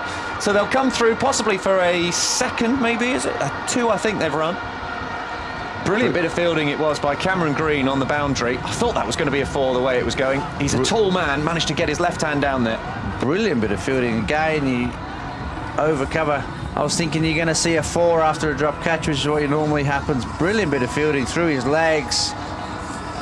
That's a spectacular bit of fielding. It's fingertips, it's so close to reaching the boundary. Brilliant bit of fielding. It's the best bit of fielding we've seen all day. And Green is on for somebody, clearly. I'll have to work out who that is, but he's a brilliant player. Fantastic bit of work there.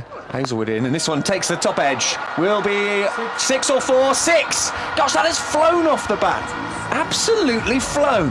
He must have just got enough of an angle on it underneath it and used the pace. I don't think it was what he meant to do, but 6 bonus runs really there for Afghanistan. I think you'd be very kind there, Tony. It's not what he meant to do. He tried to click it into the leg side. He got a leaning edge and went for 6. 64 metres over third man. Official photographers have got a scent running there. They're about to get a nasty clout on their cameras, I think. Yeah, and also a swing of 8, isn't it, after Agar's put that catch down. Protect your lenses, photographers, protect those lenses. I know they're not cheap. In comes Hazlewood. Shorter, pulled. And the fielder will come round. Should take it cleanly, but that's not definitely a given in this match so far from Australia. They do tidy up that one. Just the 1 run. Great bit of fielding again. That's running round, pick up, nice clean pickups up the 2. Mate, conditions, obviously, it is very moist, isn't it? You can see the players, looks like there's a lot of dewy, looks like almost droplets coming off the players at times. So definitely. Of all these Super 8 teams, we're being told that Australia have been the worst in the field for catches, which is not something you associate with an Australia side. Normally so good in the field, in all formats. Hazelwood in again, driven hard. Will the fielder be there? No, it bounces a couple of times. Great bit of fielding. No, it isn't. No, it isn't. Green, who we were complimenting so much just now, has managed to get both hands to it by the boundary, flicked it in, and his flick has sent it straight into the boundary sponge further up. Another 4 runs. That shouldn't have been a boundary. No, shouldn't have. From the sublime to the ridiculous. He's run round to his left. He's done really well. He's a big man. 2 hands. He's trying to just parry the ball in, isn't he? Just one hand, and he's just parried it on for 4. It's poor, but Australia, look, they'll be disappointed with this fielding display. They've been poor in the field.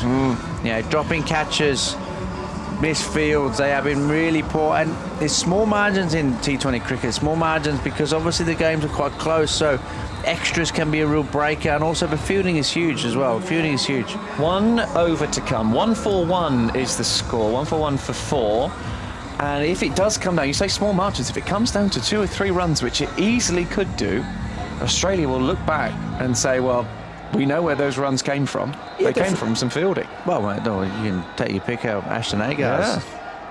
Well, Ashton Agar, at least 3 times we've seen some very poor fielding. Janat is on strike. Nabi has 4 from 1 ball at the other end. Cummins will bowl the final over. And this time on 1 knee, in the air, could be caught, will be caught. Tim David again, he takes his second off Cummins. And a wicket off the first ball of the last over. And he's sort of taps the ball on his head. I think that means I had to catch it, otherwise it was going to hit me straight in the head. He almost overrun this, Tim David. He got a bit close to it in the end. But he's got big hands, and he's done well. But he got too close to it, so almost hit him. Hits him in the face. If he didn't take that, he was going to take that one straight on the forehead. But that does happen, obviously, with your fingers up, innit? It's like a header in football. No wonder he caught it. That was self-defence more than anything else, wasn't it? Absolutely. That's strange. The fielding is just very strange from Australia. We normally see them so good, and they've been made to look a bit average in this game, as far as the field. But there's not. I don't know if that's pressure really from the batting side as much as just some simple mistakes in the field. A bit of both, probably. That big partnership at the start probably helped. So it's Gulbadin, Naib, who joins Nabi. Cummins is in, and is in the air, sort of flicked into the leg side. Will it be taken again by Glenn Maxwell this time? 2 in 2. Cummins is on for another hat-trick. He had one in the previous game against Bangladesh. He's picked up 2 in the 20th over here. He's got a huge smile on his face, Cummins. Oh, he has got to take a hat-trick. He took one on the previous ball, didn't he, in the 18th over. So Cummins has got consecutive hat-tricks in T20 internationals. Fantastic work. That was a hat-trick delivery. Thanks to taking a wicket in that final ball of his previous over, and Maxwell takes the catch. 2 hat-tricks in 2 games for Pat Cummins. Brilliant. And they say T20 is the baddest game, but if you can be pulled into the leg side and get 2 hat-tricks caught deep in wicket, then I'm not sure it is the baddest game. Brilliant from Pat Cummins, who hasn't taken a T20 international in all the games that he's played. A hat-trick in T20 internationals in all the games he's played for Australia, and now 2 in 2. London buses come along. 2 in 2. Yes. That'll be a question, won't it? Yeah. So trivia question. It was Rashid, Janat, and Naib that he's taken in 3 consecutive deliveries across 2 overs. Took everyone by surprise, even Glenn Maxwell did with a wicket, and no one was celebrating 4. Well, the other thing about this is it's 2 dot balls. Well, it's 3 if you include the previous one as well, but 2 dot balls in this 20th over. Karote is the new batter. 4 in 4? Well, he's going for it now. There can't have been many. I wonder in a World Cup. Cummins is in. Will it be 4 and 4? It's in the air. It could be. It is. No, it's not. It's dropped. I can't believe it. It should have been. Another bit of poor fielding from Australia, and I saw the fielder coming in. It's Warner, who could have taken it.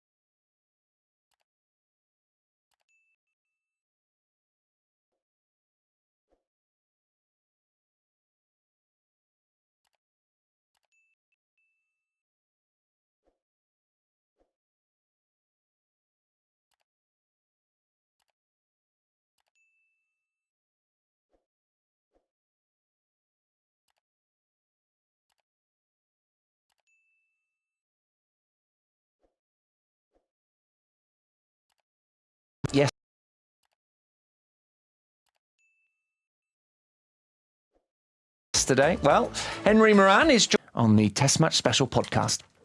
Well, as they have done for the last 7 times now that they've played South Africa in the T20 World Cup, England won the toss and they, on this occasion, elected to field first. That's what we expected. We expected a quick scoring pitch. It didn't really turn out that way. South Africa made 163 for 6, despite Quinton de Kock scoring a quick-fire 65 from 38 balls. In response, England stuttered and struggled, got off to a reasonable start, but in the end it just was all a little bit timid and hard to get away until Harry Brook and Liam Livingstone put on together a good partnership.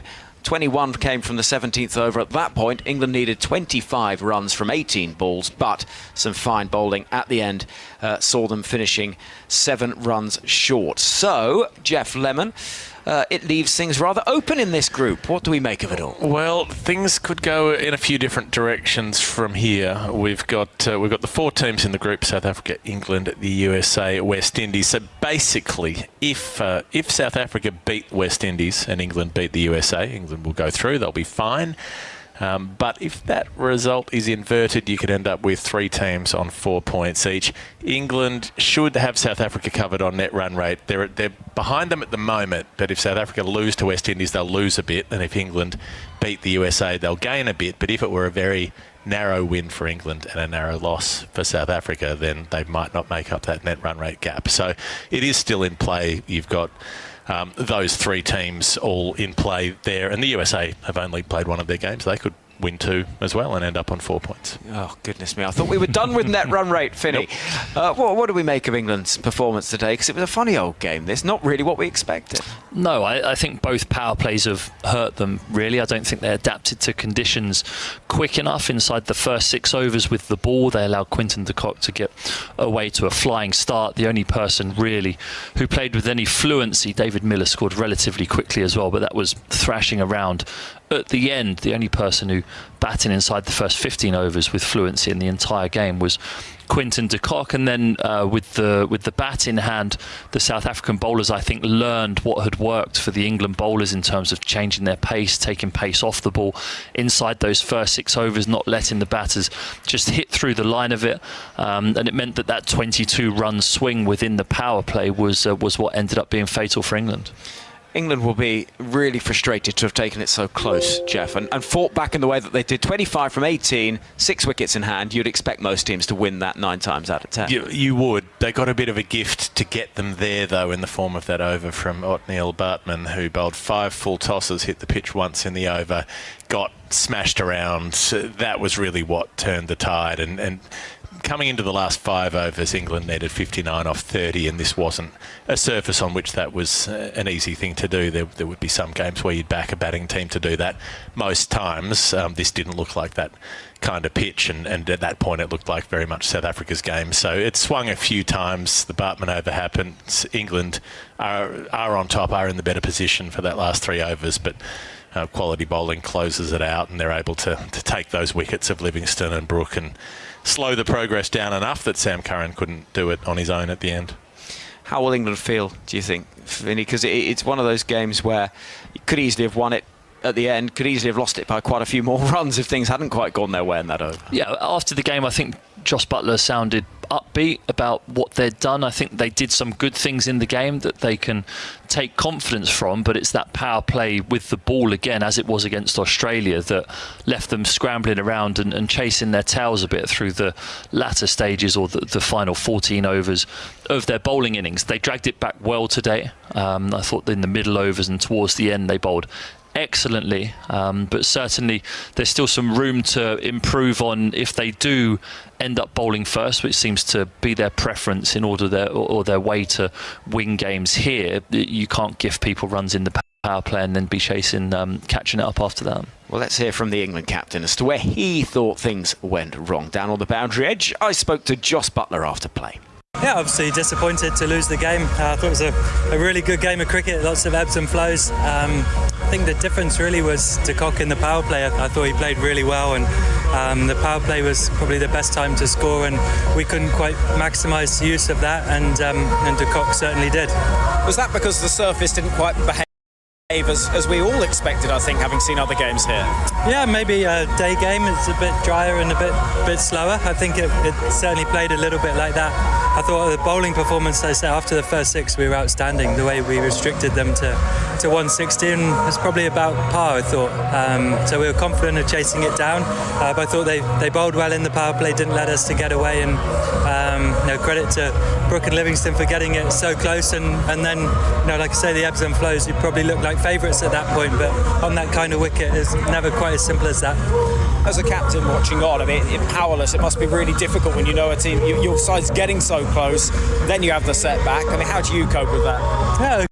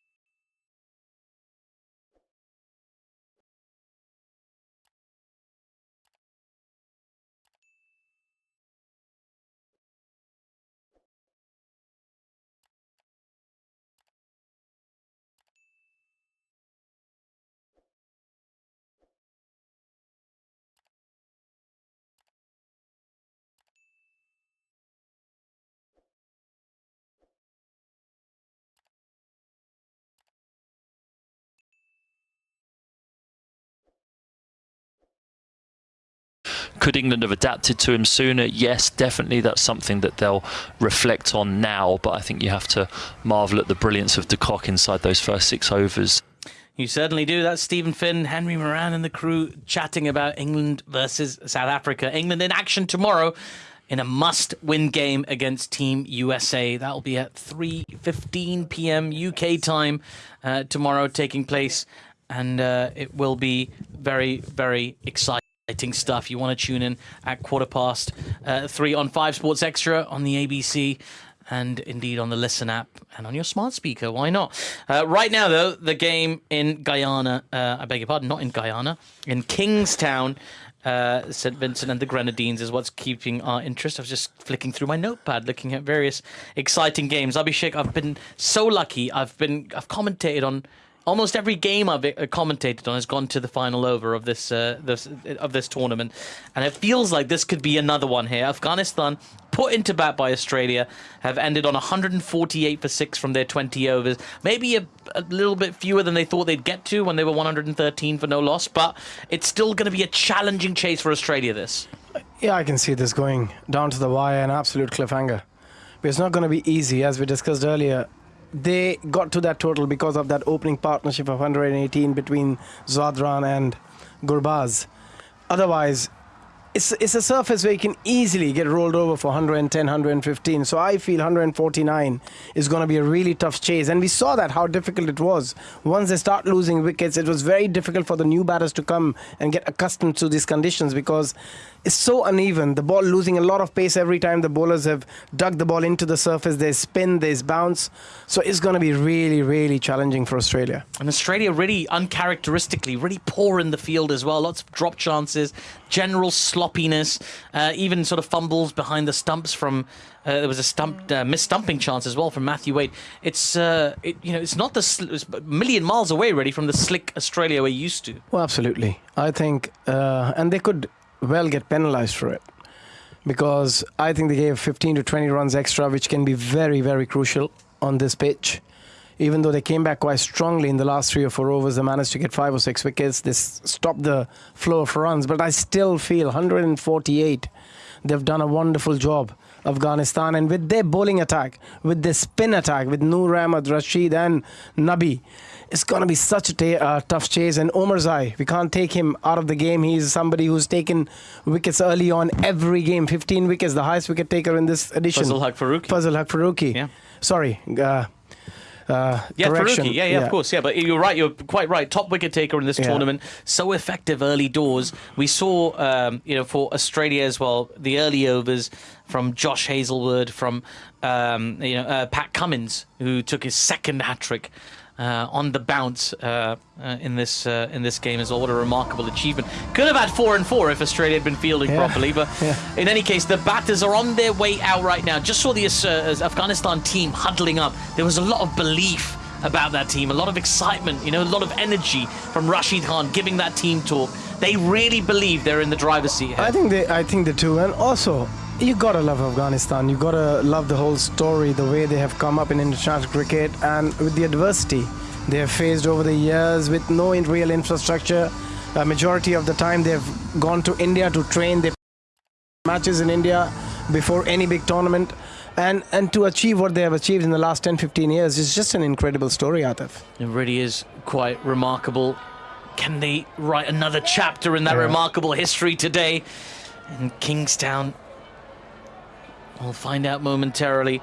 Here we go. Travis Head on strike. Naveen to start things off nearly takes the outside edge. It was a fizzing delivery. Hits a length and just leaves Travis Head as it goes through to the keeper. Naveen starts things off with an absolute beauty. And just ask Travis Head, play that.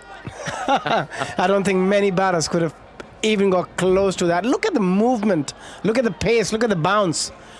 Oh, the seam position as well, just immaculate seam position. And you get that delivery first up as a batter, and you start doubting everything there is to doubt as a batter. Everything. In life maybe as well, all your choices. Am I with the right credit card company? Naveen-ul-Haq sprinting in. He'll probably be buoyed by that last ball. And he comes again. Another ball that just moves away off the surface. Travis Head gets in line and defends to cover. There is no run, but another bit of seam movement off the surface there, Abhishek. And also, again, picking the right option, getting the right bowlers to bowl. Usually we have seen Farooqi start the proceedings for Afghanistan, left-arm fast bowler, but they're bringing Naveen-ul-Haq because of that extra pace, because of that movement. So every small bit counts, and that's why you got to give a lot of credit to Jonathan Trott. Yeah, the coaching. Yeah. The coaching is on point for Afghanistan. 2 lefties, of course, starting things off for Australia. Travis Head on strike, Warner at the non-striker's end. 149 the target. Naveen in again. He's bowled him! He's gone through Travis Head! My goodness, what a start for Afghanistan. It was full, it was fast. There was a big swing from Travis Head. He misses, Naveen hits, and Afghanistan have taken the first Australian wicket without any runs on the board. What a start to this innings for Afghanistan. That's a dream start. We kept saying 148 is a massive total on this pitch, and what a start. Dream. What a delivery. Look at that movement. He tried to go onside. The ball just tailed away from the left-hander very, very late. Can't do a lot as a batter. Travis Head.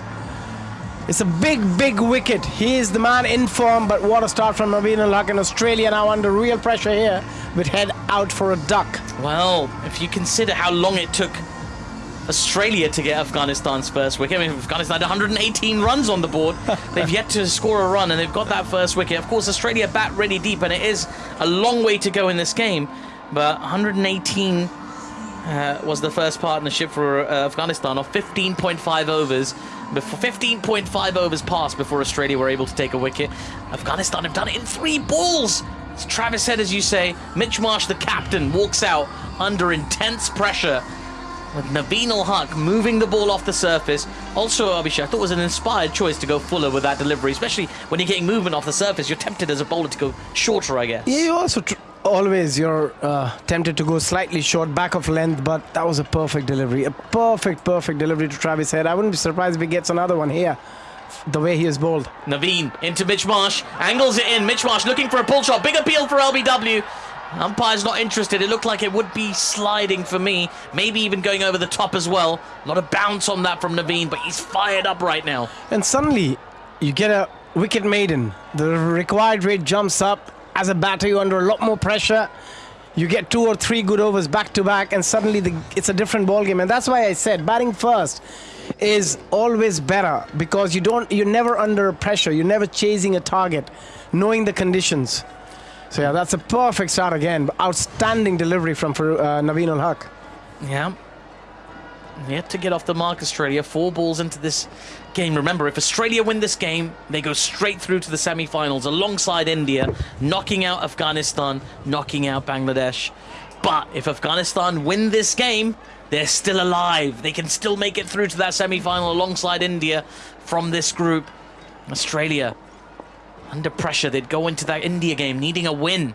Naveen into Mitch Marsh from wide of the crease and angles it into Marsh, who works that ball away down towards fine leg. They'll take a single and get off the mark. Australia 1 for 1 with 1 ball to come in the first over.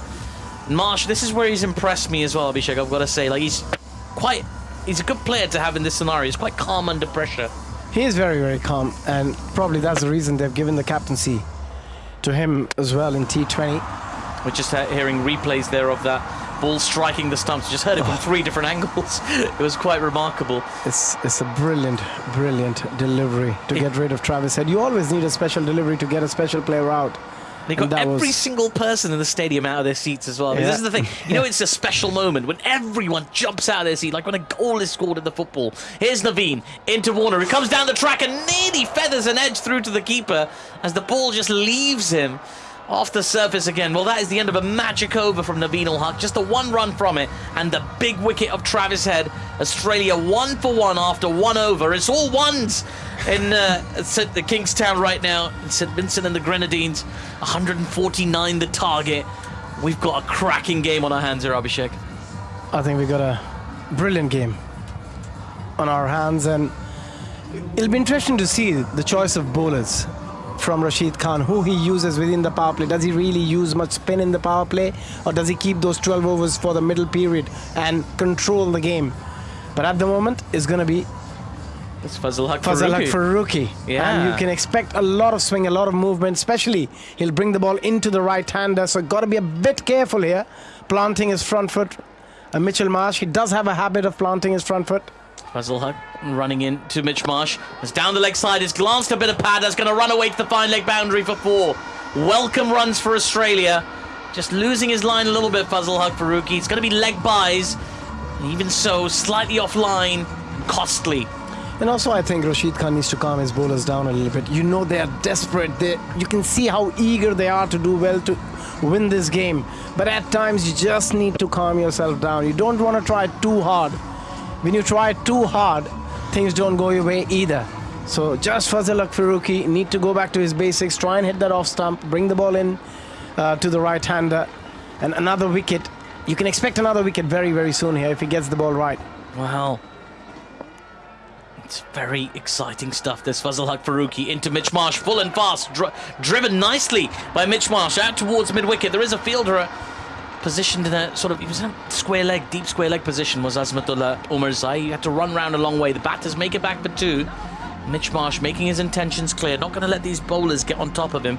I get the feeling, Abhishek, 7 for 1 after 1.2. I get the feeling, Abhishek, that at the start of that over from Naveen-ul-Haq, Rashid Khan was thinking about Mohammad Nabi to bowl the second over. After that dismissal, he thought, let's go with my informed seamer. Yeah, absolutely. What you don't want to do is bring Mohammad Nabi and allow Mitchell Marsh to hit a few boundaries and just shift the momentum. He can do that against fast bowlers as well, but against Mohammad Nabi, it would have been a bit easier. Here's Fazalhaq Farooqi, full, driven slightly uppishly, wide of the fielder at mid-off. That's going to run away to the boundary for 4. Terrific shot from Mitch Marsh. A shot of great authority. He's trying to wrestle that momentum back for Australia. It's still all the ones, 11 for 1 after 1.3. There's been 3 very ordinary deliveries so far. Just missed his length on all 3. A bit too full, and that's the length you're looking for as a batter with the new ball. Slightly fuller. You've got to go back of the length where you allow the ball to move around a little bit more. And the ball is nibbling both sides. So very quickly, Farooqi will have to sort his length here. Well, he's under a bit of pressure here. Australia's captain leading the counter-attack for his team. How far can he take it? real contest on. Fazalhaq into Mitch Marsh, who drives the ball off a thick inside edge towards mid-on. They run through for a quick single. They do make it relatively comfortably in the end. And Marsh has faced 6 balls for his 8 runs. Warner's barely faced you. He's only faced the 1 delivery, which he didn't get any bat on. It beat him outside the off stump. Naveen's first over was absolutely spectacular. Yeah, you see the movement. The amount of movement he's got in the first over. A bit more than usual. As a batter, you expect the ball to come in the way he bowls, with the angles he bowls, but just that extra bit of movement. It's been so impressive as Naveen today. Big match player rising to the occasion. I've seen their batters do the same thing. Here's Fazalhaq into Warner again. Big swing, no connection. He was looking to sweep that ball, or slog sweep that ball over square leg. Completely missed it. It was a long way outside off. To try and fetch across, but in any case, it goes through the keeper for no run. Score remains 12 for 1. Well, that was quite an audacious stroke there from, well, an attempted stroke there from David Warner. I think only David Warner knows what he was trying to do there. To be honest, it was very hard to understand. A ball swinging away from him outside the off stump. He tried to sweep it over square leg. Very, very audacious from David Warner. It's been a good over for Australia so far. They've yielded 11 runs from it. The wind predictor still favours them heavily as the final ball of the over is angled in towards Dave Warner. You hear the no run, and there is no run. 12 for 1 after 2. Wind predictor says Australia is 69% favourites to win this game, with Afghanistan 39. Disagree? I don't know how they get it.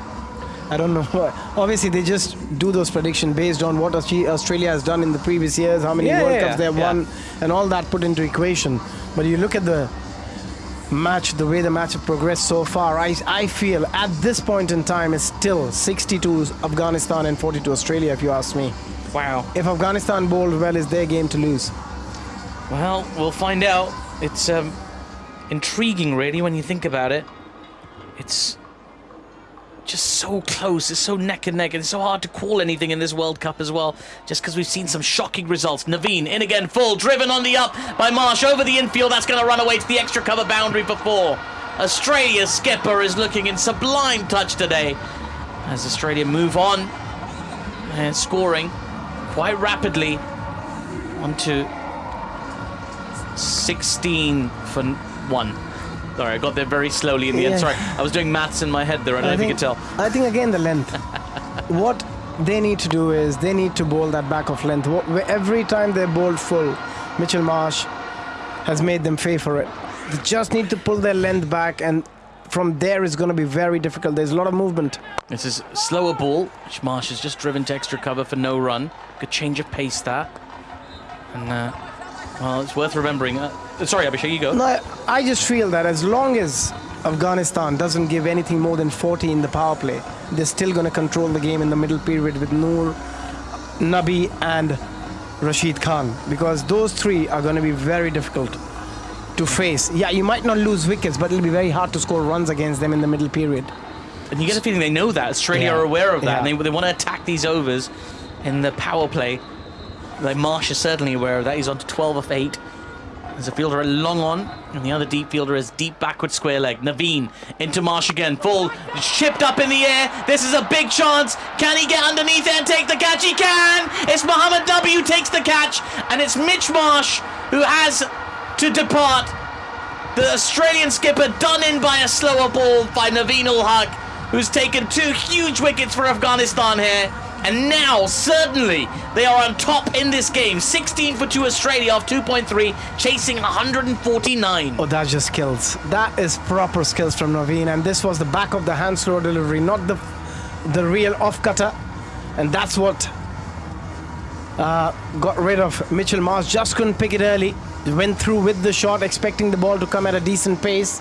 What a delivery and what a wicket. Huge wicket. He was looking in great touch, Mitchell Marsh. Out for 9, the skipper walks back to the pavilion of 9 deliveries. Massive, massive wicket. And in comes the big show. It's going to be a big show or the flop show. We'll have to wait and see.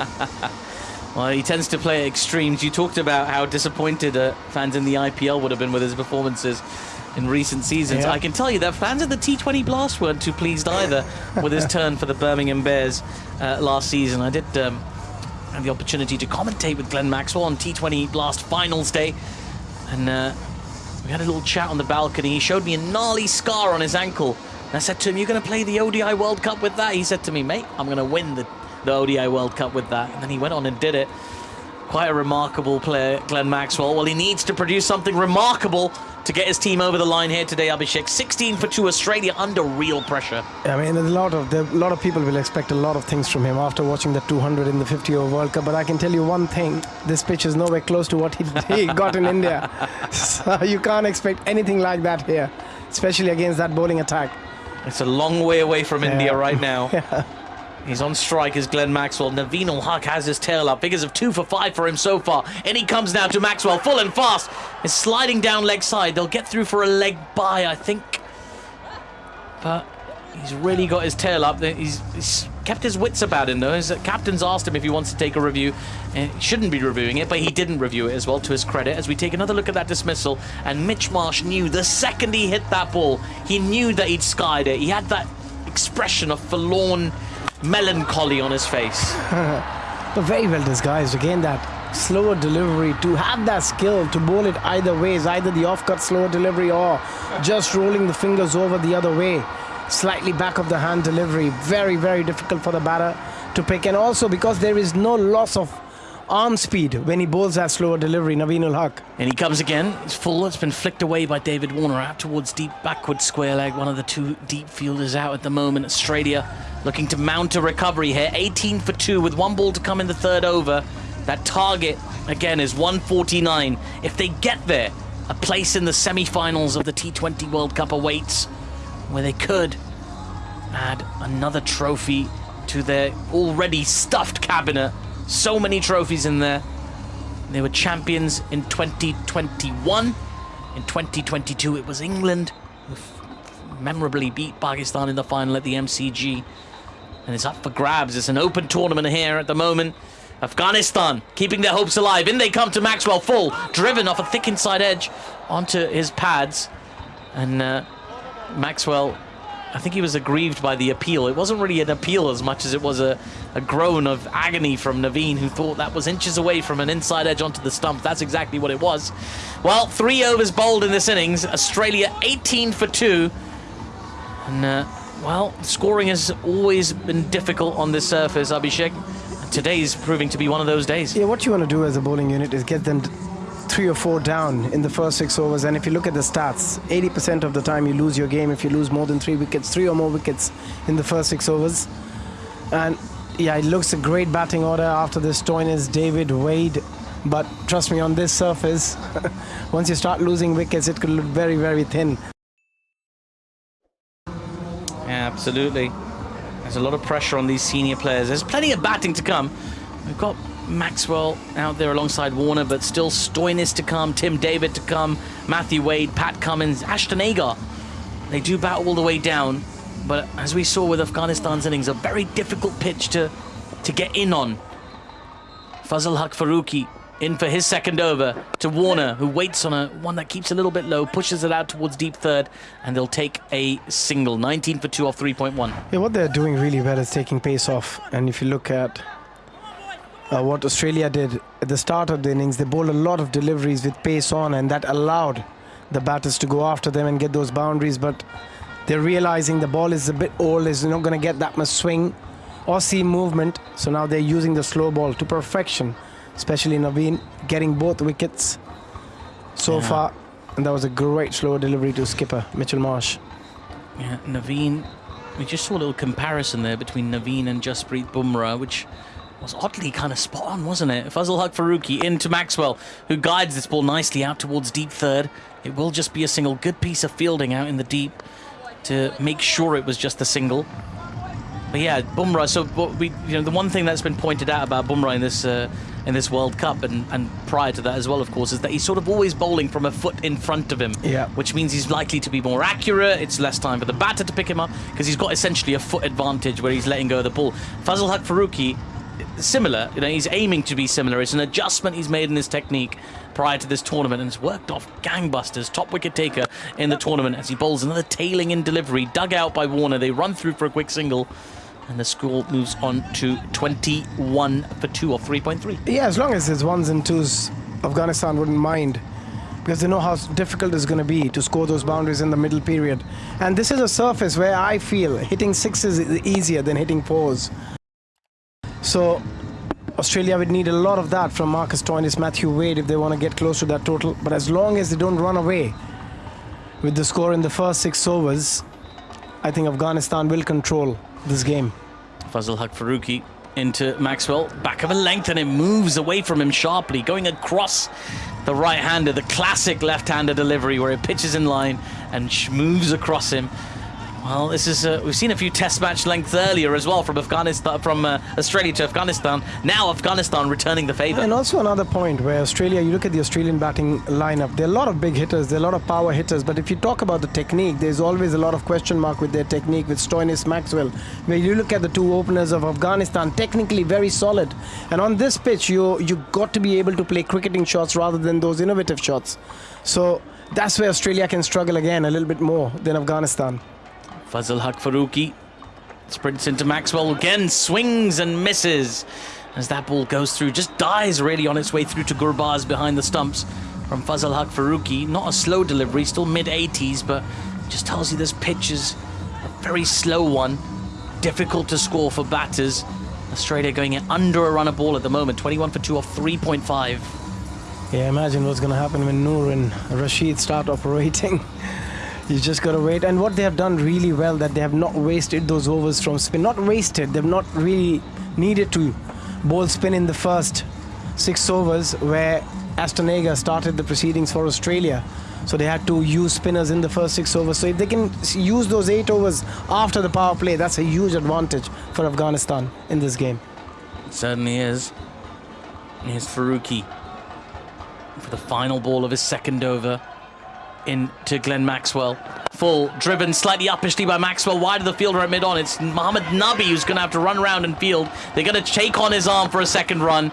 They'd scouted the fielder. They knew there were 2 there. Good running from Maxwell and Warner. And they get a couple to finish off the 4th over. Still going under a run of ball, Australia. 23 for 2 after 4 overs.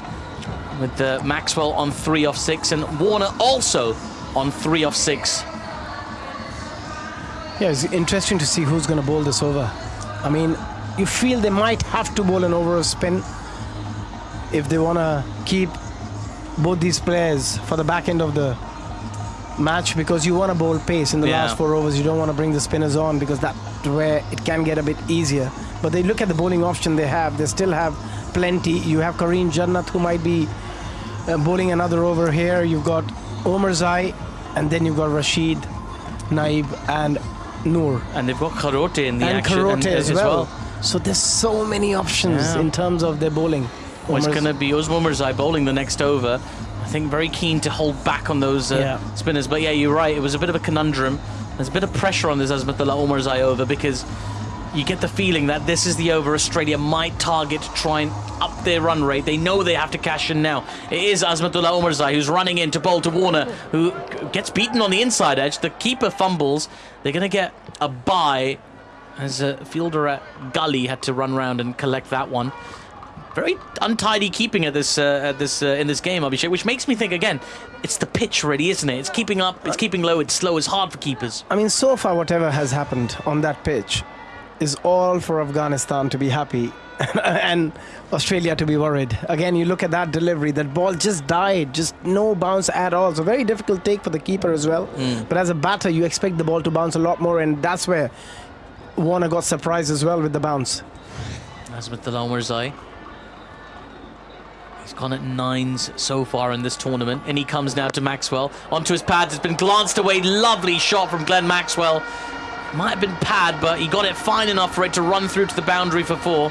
In fact, Ehsan Raza, the umpire, says it's come off the bat, so Maxwell will claim those runs. 28 for 2 off 4.2. Yeah, again, drifting. You don't want to give these free runs to Australia, to Glenn Maxwell.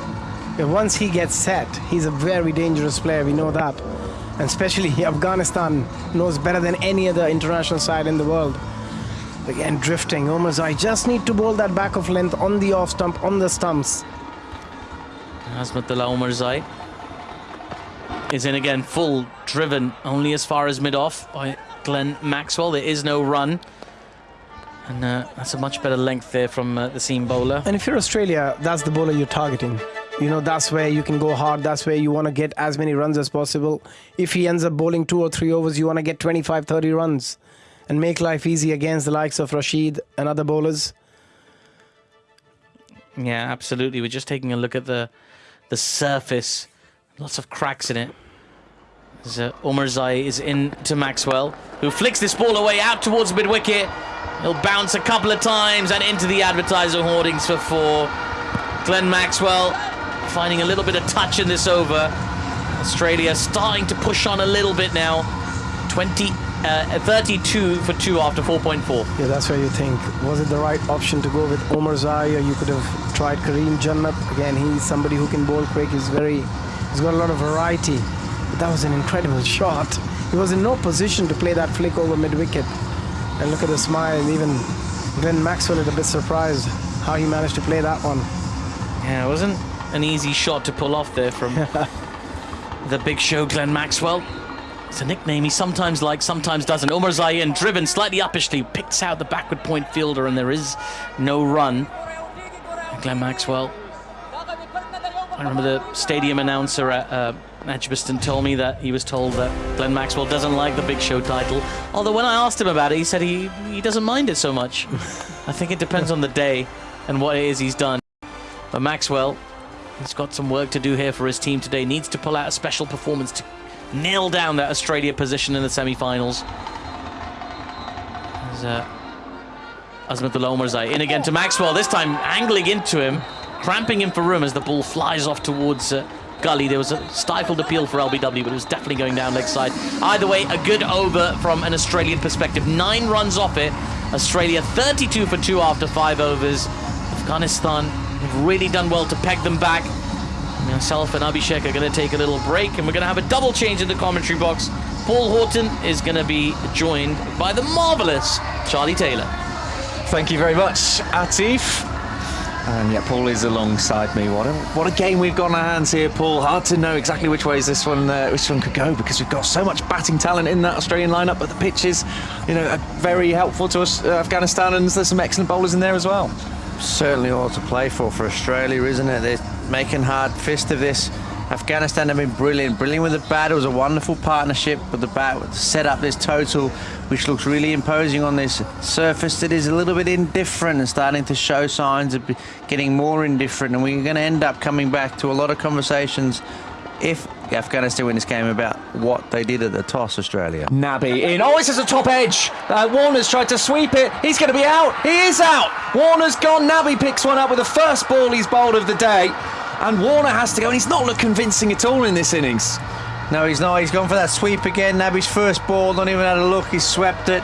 Got a top leading edge, and he's caught it. 45. It's just not given a sighter. He's just got leading edge, and now they lost 3. So all the stats are now going against Australia, isn't it? 100-run partnership, losing 3 wickets in the power play. To come back from here, now Warner's going to have to walk off. I did notice he had his wife's name written on his boot.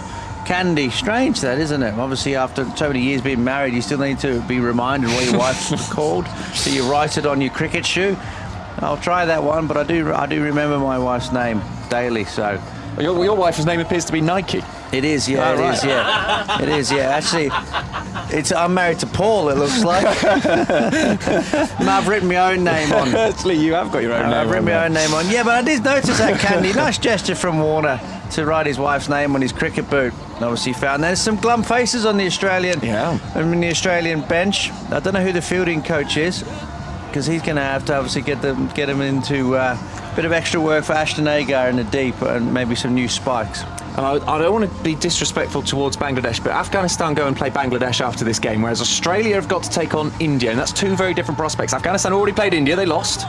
This is huge. I can't say how big this win really is for Afghanistan if they get there, because they'll feel like they've got a real chance of knocking Australia out of the Super 8s. Exactly. This is the game that splits it, doesn't it? So, as we're predicting you without being disrespectful, which you are being disrespectful. In fact, then it's a bit like, this isn't a scam, but it is a scam, isn't it? That's when that's opening line, isn't it? So, you were slight, that's fine. This is the game to get through, isn't it? Yeah, and who knows, Australia could go on and beat India as well, so nothing sorted as this is defended. Bit of turn and bounce from Nabi. Stoinis is the new batter. Barrel-chested Stoinis. Strong player. Picked up a wicket earlier on. 32 for 3 the score. Australia just can't get going. A reminder, if you missed it earlier on, 118 was the opening partnership for Afghanistan, as this takes a bit of an edge into the leg side. It fascinates me, the win predictor. Fascinates me. We mentioned before, it fascinates me where the stats come from and what it looks like. You know, I don't understand. There's obviously a lot of analytics that goes on, but I'm not sure where the numbers are generated from. You know, they've lost 3 wickets in a power play. They're still 53% to win the game. Yeah, well, on a turning. Nabi in, another sweep shot, connected well. Is there a fielder out there? Yes. So Azmatullah does the fielding on the boundary. Just the 1 run there. First run that Nabi's conceded. He's picked up a wicket already. Warner it was, sweeping, getting a top edge. Easy catch in the end. Afghanistan have been taking catches, which is more than can be said for some of the Australians, although they did pick up a few wickets by the end. A few drops in that time as well. Glenn Maxwell is batting in a cap against the spinner, Nabi, and is giving himself a bit of room, playing it out into the offside. No run because the fielder comes around. But this is set up for the big show, isn't it? Set up for the big show. He's in. He's gone for a cap now. Yeah, set up for the big show to put on a display. Do you think the cap is the sign of intent, is it? In comes Nabi again, and this one goes down the leg side. Just carries straight on with the arm. Are they going to give it as a wide? He's looking. Maxwell, I don't think, is very impressed with that. No, they haven't given it a wide. Maybe just glanced a bit of the pad as it went through. So no run, dot ball in the end. 33 for 3 then after the power play. Very, very different power plays, Paul, that we're talking about here between the two sides. But Australia, with Glenn Maxwell still in, plenty of talent still to come. They shouldn't be panicking yet. I don't think they'll be panicking. I don't think they'll ever panic, but I do think they will be slightly concerned of their position. They'd like to be in a better position. 33 for 3, and they need 8.3 and over. 14 overs remaining on a surface that hasn't really gone at about, hard to go at above 8 throughout the whole surface, haven't they? It's not been really an easy pitch to play on or score freely on. So, and we know Afghanistan have got a number of spinners in the middle of the period. So, all to play for. It'll be an incredible win if Australia get up from here. Well, here comes Karate. This will be interesting then, to see how he gets on. The left armour, turning it hard with his finger spin, just pushed into the leg side for a single. And 34 for 3 is the score. They're going to have to start taking these on at some point, Australia. They're not just yet, early days yet. Run rate currently is 5.5. Well, that's not enough. The required rate is up to 8.3. In comes Karate again, pushing into the offside this time, Maxwell.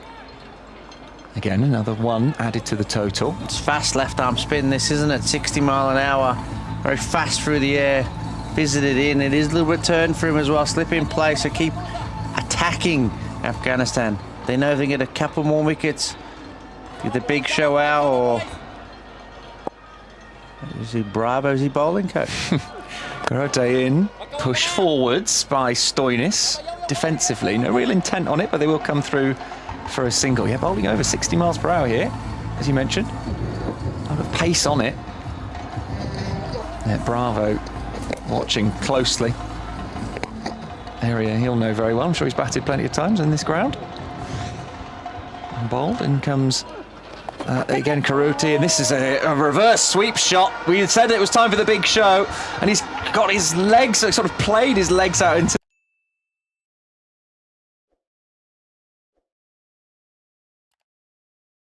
going to die wondering, and he can't at the moment. Australia needing over 8. He's going to have to do something. Well, if he managed the 200 on what was essentially what felt like a broken leg to him, it wasn't quite, was it? But big injury. Well, he's not injured as far as we know in this game. Defending here, coming forwards. No run. Fielder picks up neatly at point. And Glenn Maxwell looks like he's... You just get the feeling of it, that intent in his eyes. Glenn Maxwell, he's someone, he often got a big smile on his face. Here he looks incredibly focused. A huge shot swung out. He's connected massively. That'll go out of the ground. It is out of the ground. It's bounced on the top of the screen. What a connection. Huge from Glenn Maxwell. He hits a 4.6 to finish the over. 46 for 3 from 7 overs, and Maxwell looks like he means business today. He does. Another fast left-arm spinner fired into his stumps. A slog sweep from Maxwell, all of 89 metres. He knows it's coming. He knows it's going to be fast left-arm spin, and he just clubbed it onto the out of the ground on top of the roof. Oh, that's a huge shot. That is absolutely massive. When he goes and he connects, there are not many bigger, are there, than the shots that Glenn Maxwell hits. He's so good to watch. You're going to have to get the ball back. Maybe it's landed on a pedalo and Well, it might be in the sea. just sort Yeah. of going out into the sea, isn't it? There is pedalos out in the Caribbean. Where's isn't Freddie there? Flintoff when you need him? Well, exactly. 46 for 3. Well, he is there, isn't he? Yeah. Coaching. Well, yeah. He may well have tried out the pedalos, although he certainly wouldn't want to be photographed on them, I doubt. Things have changed a bit, though. He's a bit On the more ball's mature back. now, He's isn't he? throwing it back. Freddie's throwing the ball back. Thanks, Freddie. Assuming he's gone out for a late night pedalo in the Caribbean Sea. Huge hit from Maxwell, who's on 22 from 17. And if he hangs around for a long time here, it wouldn't even need to be that long, actually. He could really make a huge difference in this game. It's Rashid bowling. Oh, he's turned it past the edge of Stoinis's bat. Great ball from the captain. That's his first delivery as well. Didn't really get going with the bat. Fast leg spin, that fast turn, beautiful leg spin at the start. Just gripped enough. Lovely ball in again. Tries the same again. Now it's in on the pads. Big appeal. He's asking the question. Well, you're the captain, Rashid. Might ask his wicketkeeper what he thinks as well. Doesn't look like they're going to go for it. I think possibly going down. Yeah, he's going to take the ball back and bowl again. But he was interested to start with. Incredible mannerisms from Maxwell at times. I don't know what he's doing. He's smiling and laughing. It's strange.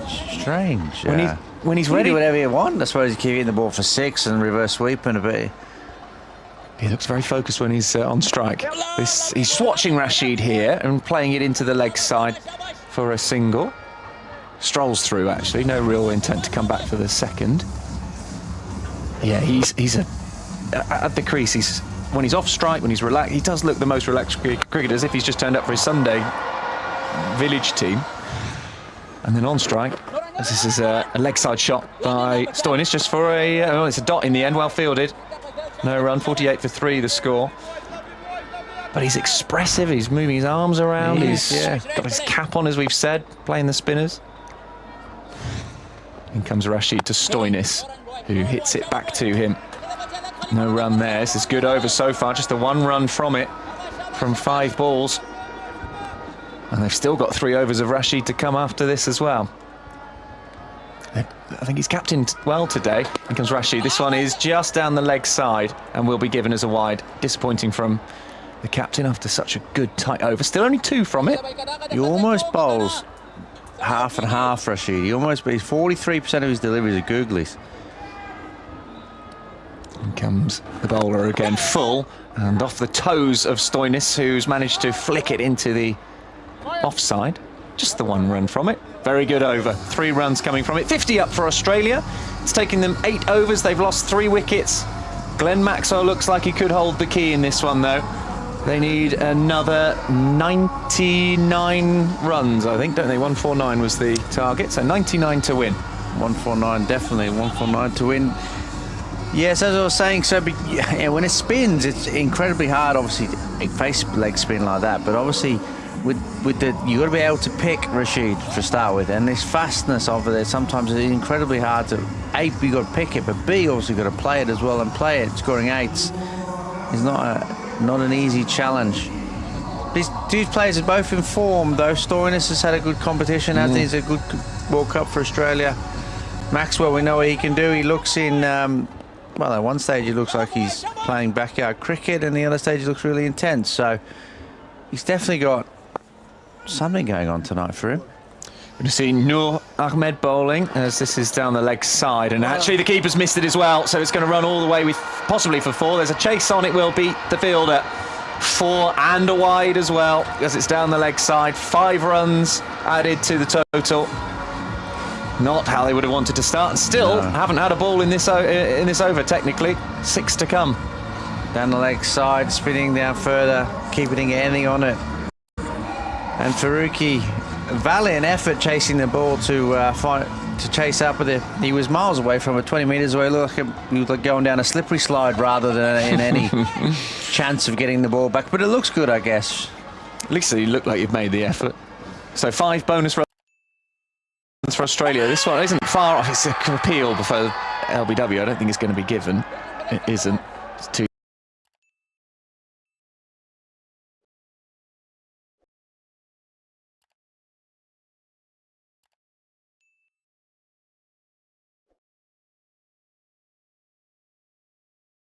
Impact outside leg, pretty sure. And there is.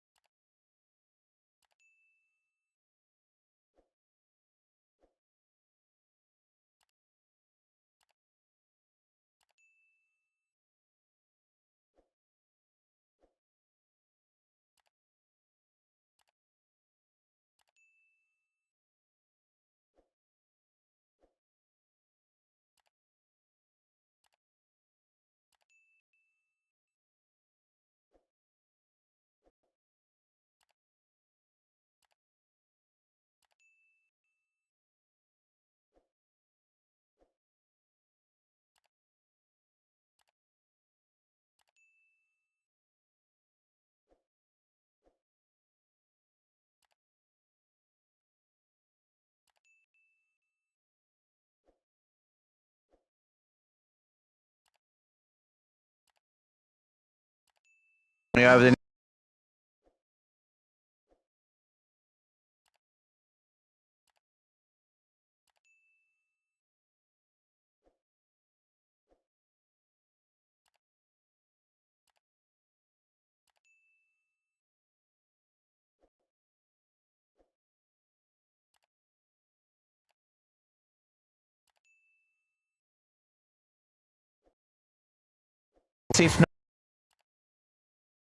And Stoinis really putting things together for their team. The steel band is going, which is nice to entertain everybody during drinks. Now, I should also point out that during that drinks break, you know, the bench came off for Afghanistan. They didn't just bring drinks on; they brought some fruits on as well, which I thought was quite nice. Bit of a mini fruit platter. It's quite bougie, isn't it? It is, isn't it? It's lovely.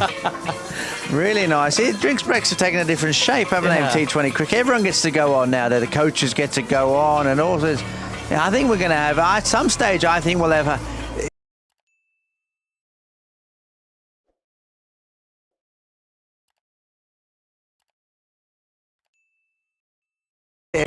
pick up another little gig for myself. I'm very happy to do so you're going to entertain? That'd be great. 3 minutes of stand-up comedy, no problem at all. But people are enjoying the steel band. It's so very...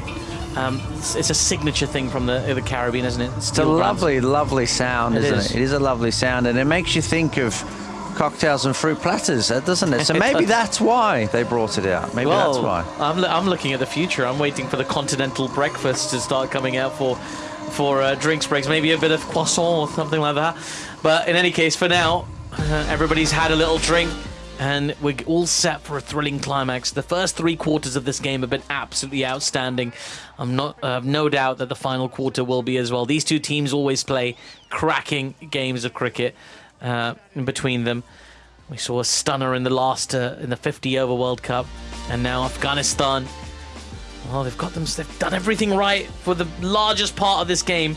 Can they pull off? Can they execute in the final quarter, or will Australia, much like they did against Scotland, stage a quite stunning comeback? And well, against Scotland they managed to do it with 2 balls to spare. One of these gentlemen was out in the middle for that. Marcus Stoinis got 59 off 29 balls in that game. Tim David also getting 24 not out off 14.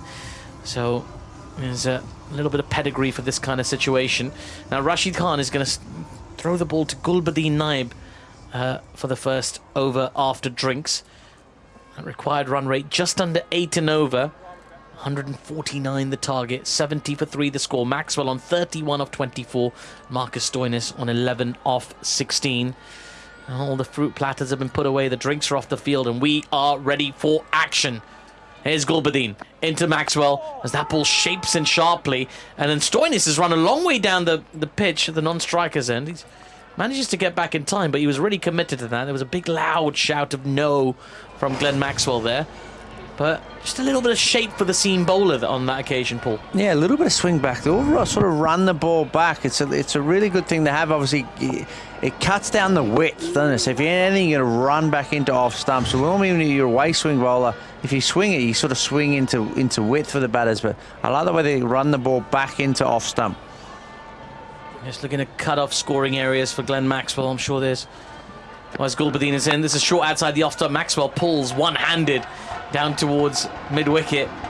He'll take a single, but when Maxwell goes one-handed, I'm sure there's a couple of Afghanistan fans out there who get a little nightmare flashback. He managed to play that double hundred in that ODI World Cup. One-legged, one-handed. He was hitting sixes with one hand. Well, they just might be about hold getting that himself now. up. Might be getting a flashback now. It's happening again, isn't it? Happening again. Well, Marcus Stoinis is playing his part.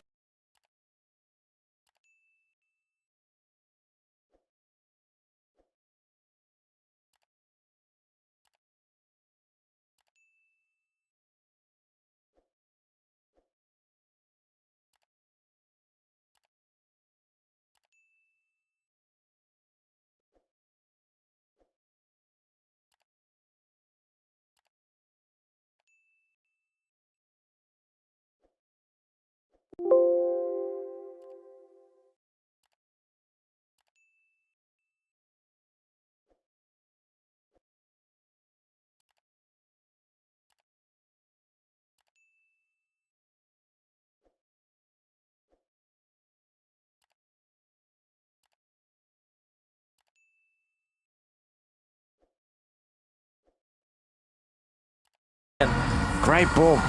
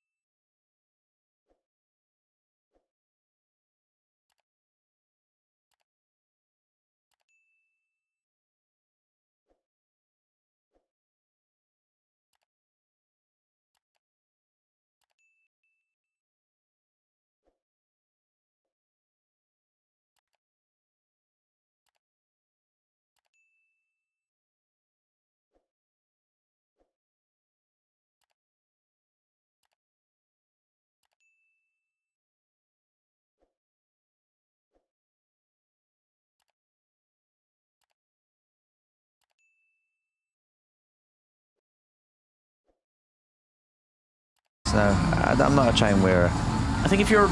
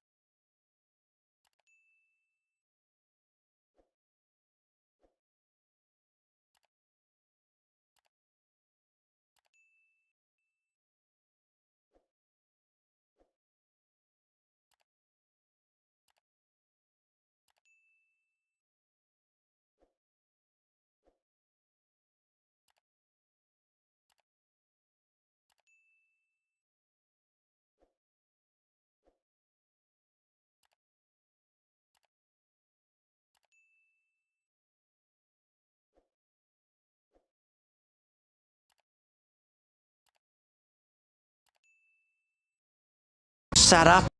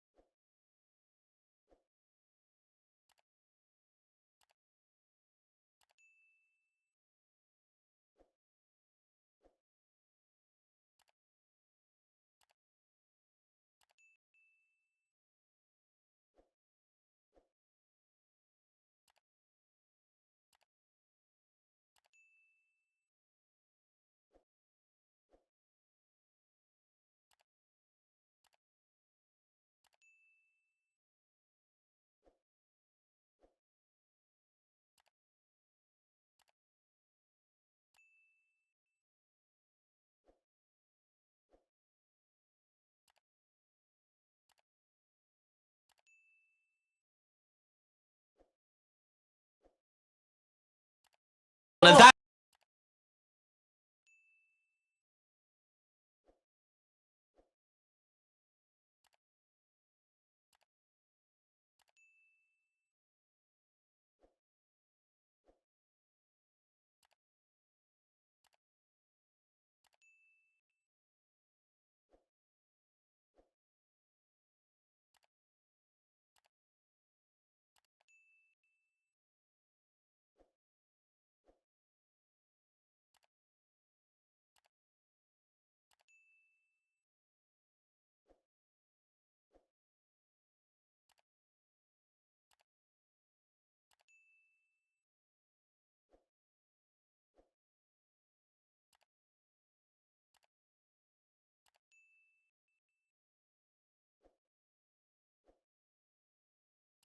Even the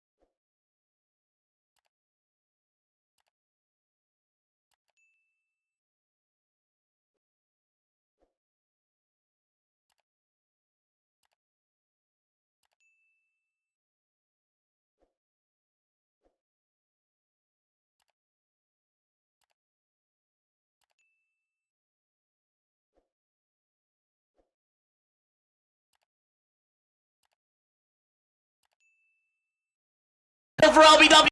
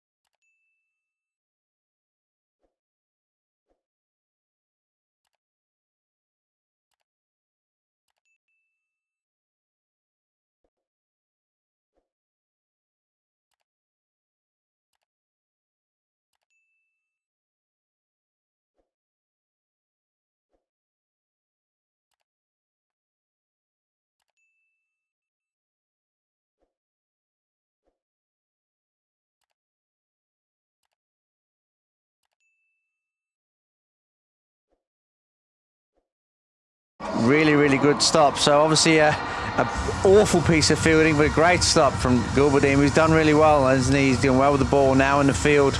But Maxwell is still there, isn't he? He's still a huge threat. He holds the key to this innings, doesn't he? You think if Afghanistan can just get rid of Maxwell, it will take a totally different feel this innings. And will indeed. He's on 55 off 37. Matthew Wade on 3 off 3. Naveen into Wade. Full. It's been pushed to mid-off. They're going to run through for a quick single. There is a shy at the keeper's end.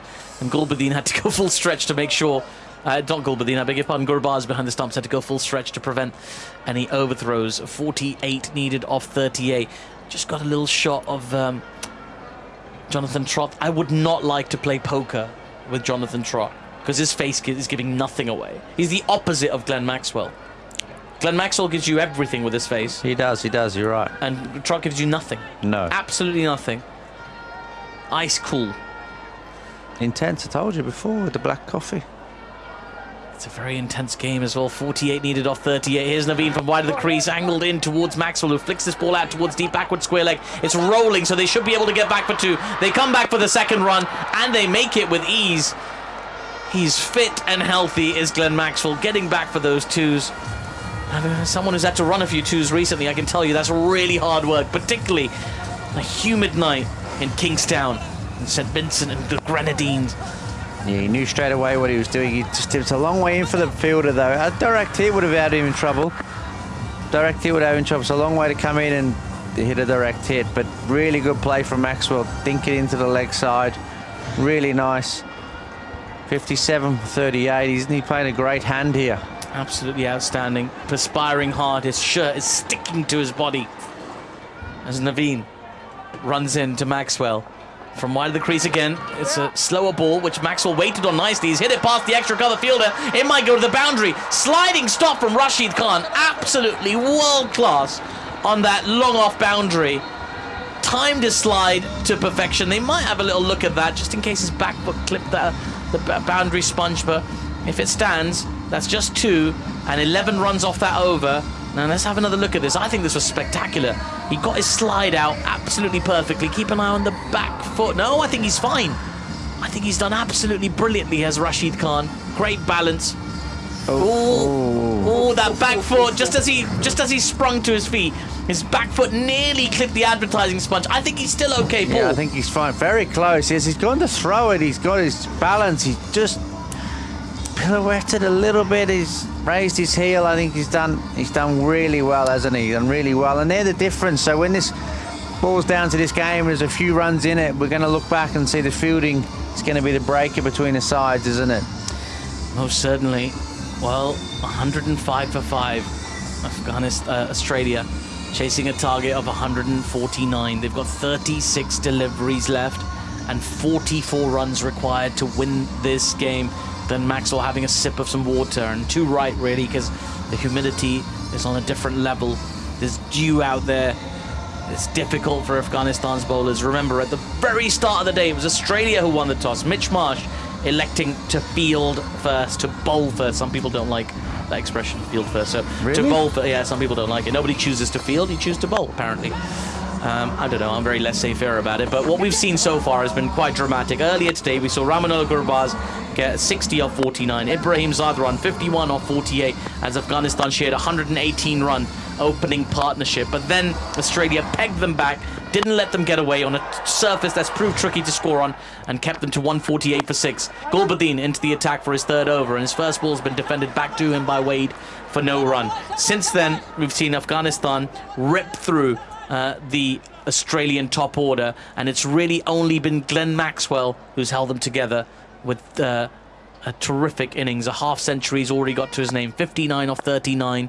That target 149 for Australia to book a place in the semi-finals. This is short outside the off stump, cut away nicely out towards deep point, and it will just be a single. 106 for 5. It's set up nicely. It is set up nicely. Gulbadin's bowled really well, isn't he? He's got 2.2 overs, 2 for 16. If he's changing his pace, he's rolling his fingers over, and he's trying to run the ball away from Wade around the wicket, and obviously hold his line to Maxwell. Interesting stat. I mean, Afghanistan 105 without loss at the same stage. So interesting. One run between them. But there's also 5 wickets between them as well. It's quite remarkable. Afghanistan 105 for naught at this stage. Australia 106 for 5. I don't know, what would you rather have? I don't know, really, when you think about it. Gulbadin in, and that's a big swing outside the off stump from Glenn Maxwell. He's looking for a wide. The umpire's unmoved. It was a long way outside the off stump. It's borderline, that one. I think that's a wide. I think they missed one there. I think that was the IPL. Abhishek's not enjoying that, but I think it was the IPL. They'd be referring that. Yeah. But just looking at the blade there, it went sort of just over the toe of the bat, which makes me think maybe it's okay. Marginal one. It's not a clanger anyway, not for me. No, it's not a clanger, but we do know Afghanistan started to tail here, didn't they? After they lost some wickets, they started to dry up a bit. As this ball's up in the air, the catch is taken. It's Maxwell who's gone, and it's Gulbadin who has the wicket. That is huge. A huge moment in this game. Gulbadin. It's Gulbadin again who has his 3rd wicket, and it's Glenn Maxwell who has to go. 59 off 41 is what he got. And Australia are 6 down now. 106 for 6. What a huge moment in this game. Huge moment. Brilliant catch. He's slashed one. Backward point. He's in the ring, diving to his left. Brilliant catch one. Noor there. Brilliant effort. And Gulbadin, the celebration. The arms out. The punch. The biceps. He's done really with the ball. He's changed the game in this middle period. They were brilliant up front with the ball, but This 3 overs of running in hard, he's done really well, really well. And credit to Rashid Khan, his captain, for throwing him the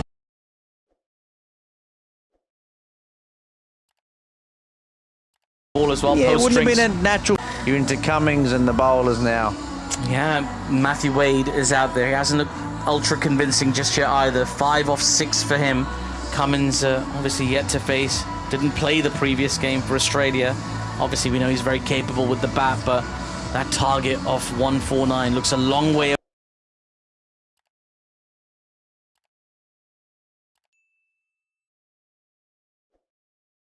away. 32 balls to get 43 runs. It's not easy, not by a long shot. There's still 4 wickets in hand. This game could go either which way. It's going to be a thrilling climax to this. Charlie Taylor's just taking a deep breath. He's got a big call to make alongside Abhishek Junjunwala.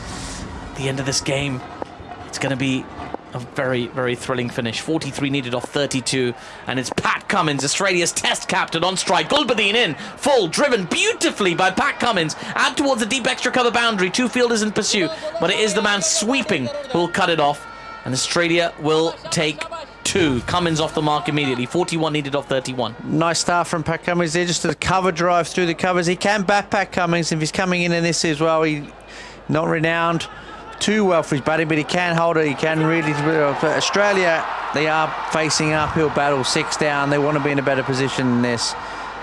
It's going to be a cracking finish. If you're going to go to final over, it's definitely going to go to the wire. Gulbadin in again. That ball's been guided off the back foot to backward point. Noor Ahmad, quick as a flash on that ball. And now then, Afghanistan are ahead in that comparison after 15 overs. They were 109 for no loss at this point. Australia 108 for 6. 15 overs gone. Just before we hand over to Charlie Taylor and, of course, to Abhishek Junjunwala. Paul, your final prediction for this game. Who's going to win? I think Australia are going to lose by 5 runs. You think so? Yes. By 5 runs? Yes. Okay.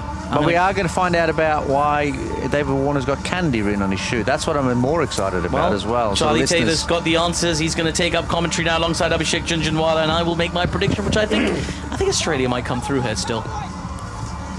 Charlie Taylor, take it away. Thank you, Atif. Big call. 108 for 6 with 5 overs to go. They need 149 to win. So 41 needed from those 5 overs. Abhishek Junjunwala alongside me, Charlie Taylor here on BBC Radio 5 Sports Extra. Big sweep shots in the air. Wicket! There's another one. Wade goes. Rashid picks up a wicket.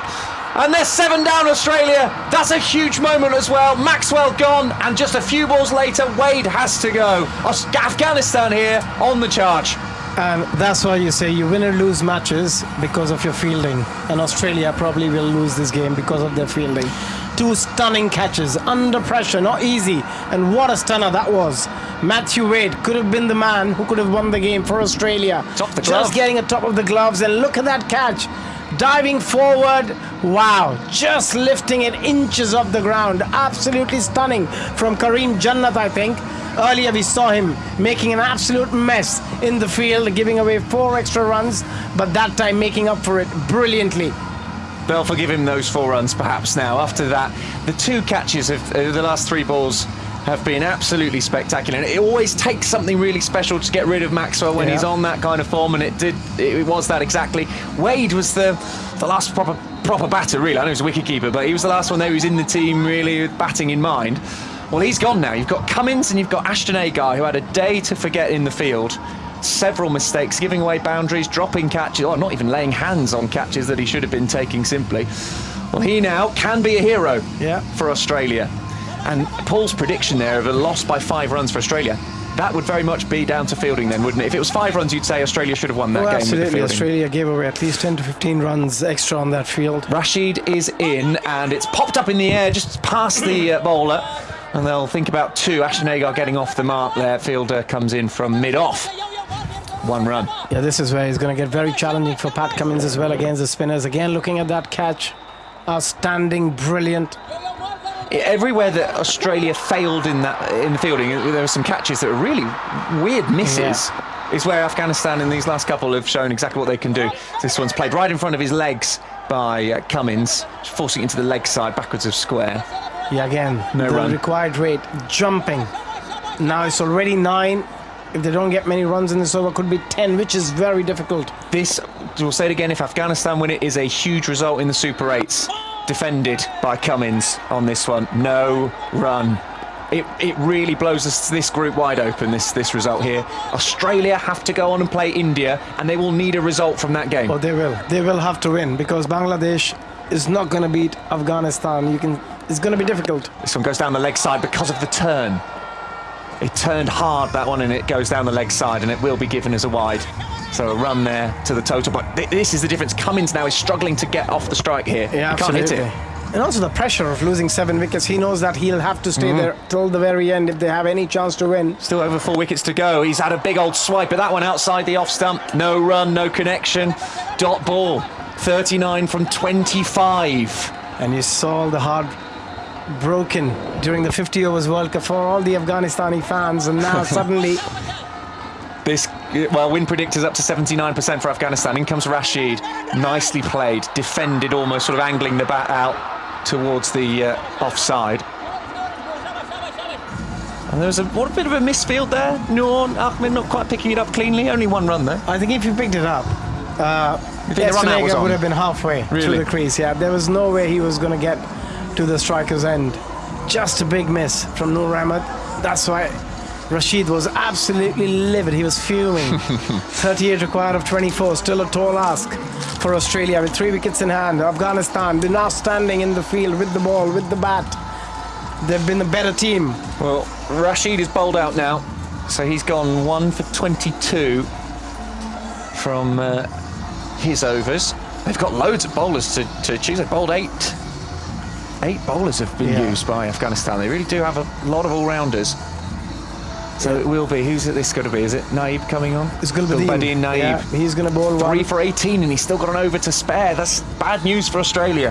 He's been really hard to get away, and now their batters, sort of out-and-out batters, are gone, including Maxwell. Brilliantly caught. You'll need to see that one back. Keep an eye on clips on the BBC Sport app and website. In comes Gulbadin, full slow, and they think they've got a catch here. Wicketkeeper's claiming it. I think it's bounced, isn't it? I don't think it's even taken the edge of the bat. But apart from the fact it bounced and didn't hit the bat, I thought it was an excellent call for a catch. Well, let's Please see. I don't think they're going to review it. Oh, they have reviewed it as well. Rashid's gone for it. Well, they've only got 1 review left, although they are in a very good position with the scores. Well, Cummins here, he looks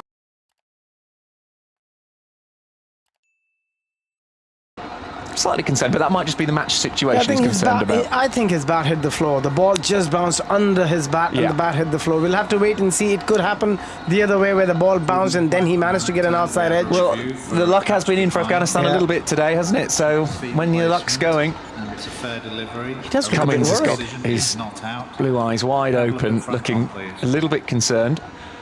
He's worried about what this might show. Yeah. Perhaps he's just worried because Australia aren't doing particularly well. So we're seeing it now. It's very full, sort of flighted almost. Oh, now I think it still might be the bat hitting the ground because it sort of turns after it hits the ground a bit in his hand. Yeah, I think it's the bat hitting the ground. It looks, and there was a sort of a collective ooh in the room. I think it's because there's a sound, but I think it's the ground here. Yeah, it's going to miss the edge of the bat, I think. Yes. Okay. Yeah, it's the bat hitting the ground, so it's another bit of a wasted review there. I think it's a terrible review. Also, you need to have that review in the last couple of overs. Just in case. You don't want to lose it for no reason. Afghanistan are now without reviews, and this game, it's brewing up nicely for drama here because Afghanistan, if there's a howler of a decision now, Afghanistan will regret both of those reviews. Neither of them were any good. Cummins swings again and misses. He just can't lay bat on it. Dot ball again. Gulbadin, 2 dot balls in this over. Australia stuck on 111 for 7. Yeah, again, very smart bowling. That length, that back of length, taking pace off is very difficult. We saw that with Australia when they came and bowled the last final 4 overs. Afghanistan lost 6 wickets in the last 4 or 5 overs, and it just shows how difficult it was in the last 3 or 4 overs to score runs. Gulbadin comes in. Up on him! Slower ball! Cummins completely foxed by it. Couldn't do anything with it. He pumps his biceps. Cummins has gone. 111 for 8, and there is now barely any chance that Australia will win this game. Yeah, that's going to be the end, you would think, because Pat Cummins is able with the bat, but what a delivery again. Back of the hand, slower delivery. Pat Cummins played that way too early. Had absolutely no clue. And what a spell. That's the spell which has won them the game. Gulbadin, what a bowling option for Rashid. Bringing him, taking spinners off was a big call, but he paid his dividends. I think he's injured himself in his celebration here. I wonder if we'll see the next 3 balls from him. He looked in a bit of pain there. I said he pumped his biceps, and he was the next shot we saw him, he was on the floor on his back. Maybe it's just the emotion getting the better of him. Yeah, I think whatever happens to him, he's going to come out there and bowl those 3 balls. You'd have to tear the ball out of his hands. He's going to get a fifer. Yeah. 4 for 18 with 3 balls to spare. You've got the number 10 batter coming in, Adam Zampa. Australia, well, they're just even Jonathan trot from Afghanistan. Pakistan is going to pull it off. Because of the pitch and because of the bowling option they have, they had to get runs on board or restrict Australia to around that 150 mark. That's exactly what they have done. Outstanding cricket. Still need 38 runs. They've got 3.5 overs to do it. That Australian, the coaches, the faces, it's very rare to see Australian faces looking like that, especially recently where they've been so dominant in all formats of the game. Adam Zampa, you're going to have to be a hero here. Zampa, Agar, we've seen him score runs before. And again, another slow ball, and Zampa waits for it, but all he can do is push it towards the fielder, comes in around the mid-on area and picks it. Calling it an upset, it's not an upset. Afghanistan doesn't create any more upsets. They are a world-class side now who are capable of beating any international side in the world, and they have showed it time and time again. And this is an outstanding performance from them. I completely agree with you that when Afghanistan beat big teams, it shouldn't be an upset. Yeah. The way Australia are such a big player in this tournament and have been so dominant, the way they've beaten some other teams in this tournament so far, that it's almost an upset in the competition forms. This is slapped away by Agar, and there's a mix-up. Oh, it should have been a run-out. The two batters were in the middle of the pitch, and the throw comes in and it's not good enough, and Australia should be 9 down. Well, it shouldn't change the outcome of the game, but still. You see so much panic from everywhere, from Australia, from Afghanistan. They can't believe that they're that close to beating Australia. And look at that. All he needed to do was give the ball to Gurbaz, and it was job done. But just going for glory, Noor, going for the direct hit. Should have been a throw to the keeper. The keeper was running in as hard as he could, and all he needed to do was throw to his keeper. I love the reaction from Hamid Hassan, who's their bowling coach. He's done an outstanding job. Gulbadin in, and Agar can only hit it downwards. They will pick up a single, and it's not enough. Not enough at all. It's 36 needed from 3 overs. That's still, don't need me to tell you, that's 12 and over, and that is tough. With 2 wickets in hand, when you've got proper bowlers to come out there and bowl, you've got Naveen-ul-Haq to bowl an over, you've got Fazalhaq Farooqi, couple of overs, you've got Nabi, who's just given 1 run, picked up 1 wicket off his 1 over. It's just about the captaincy. That's where I'm saying the captaincy, where you will want to give Nabi another over after that outstanding spell, but the way he has rotated his bowler, the way he has used his resources, has been brilliant from Rashid Khan. A 4 for Gulbadin. What a performance. Match-winning performance for me. unless something incredible happens here now with Australia, that's going to be the player of the match performance. But they are capable. We know Australia, they are capable of pulling something out of the hat, but I just don't see that happening today. It's never over till it's over with Australia. A team like Australia, they never give up. 3 overs for Afghanistan to make history here.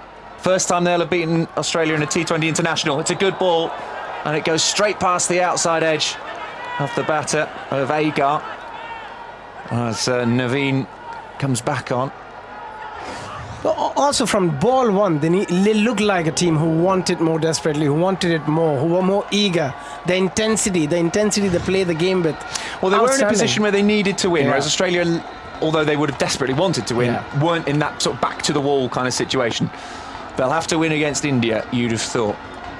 36 needed from 17. Depends what that Bangladesh-Afghanistan game results in as well. Comes Naveen. This is played nicely in the air. Is it a catch? It is. It's Gulbadin. What a catch. Diving full length. Afghanistan have been so good taking their catches today. And that should have been flying away. I was expecting a boundary. And Gulbadin, like Superman flying forwards, grabs the ball. And Afghanistan are 1 wicket away, Abhishek. And we still don't get anything from Jonathan Trott. He's been in that position for the last half an hour. He hasn't moved. He's not given any expressions, but this is outstanding from Gulbadin. Look at that catch. It was going to the boundary all the way. Oh, what a dive. The timing of that dive, perfect. And again, that celebration, you got to feel. Well, nice for this team, for Afghanistan. I mentioned he looked like Superman there. It's been a Superman-style performance, hasn't it? 4 wickets, that incredible catch as well. Absolutely brilliant from Gulbadin. He's made a huge difference in this match. Well, we wondered if it was going to be close. Australia might regret some of that fielding. I don't think it's even going to be that close the way things are going. Also what it does is really help them with the net run rate. If they win it big here, Australia will have another pressure when they play against India of net run rate, where Afghanistan can improve that net run rate against Bangladesh massively. You're very confident that Afghanistan will beat Bangladesh? If they beat.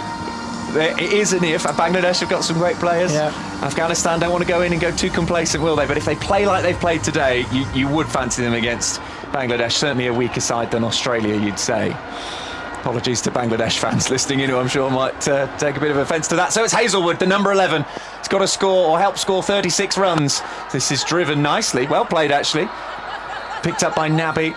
Big chunk of turf comes out as he hit the deck there. They come through just for 1. Won't be enough. They need to think about boundaries here. They've got to.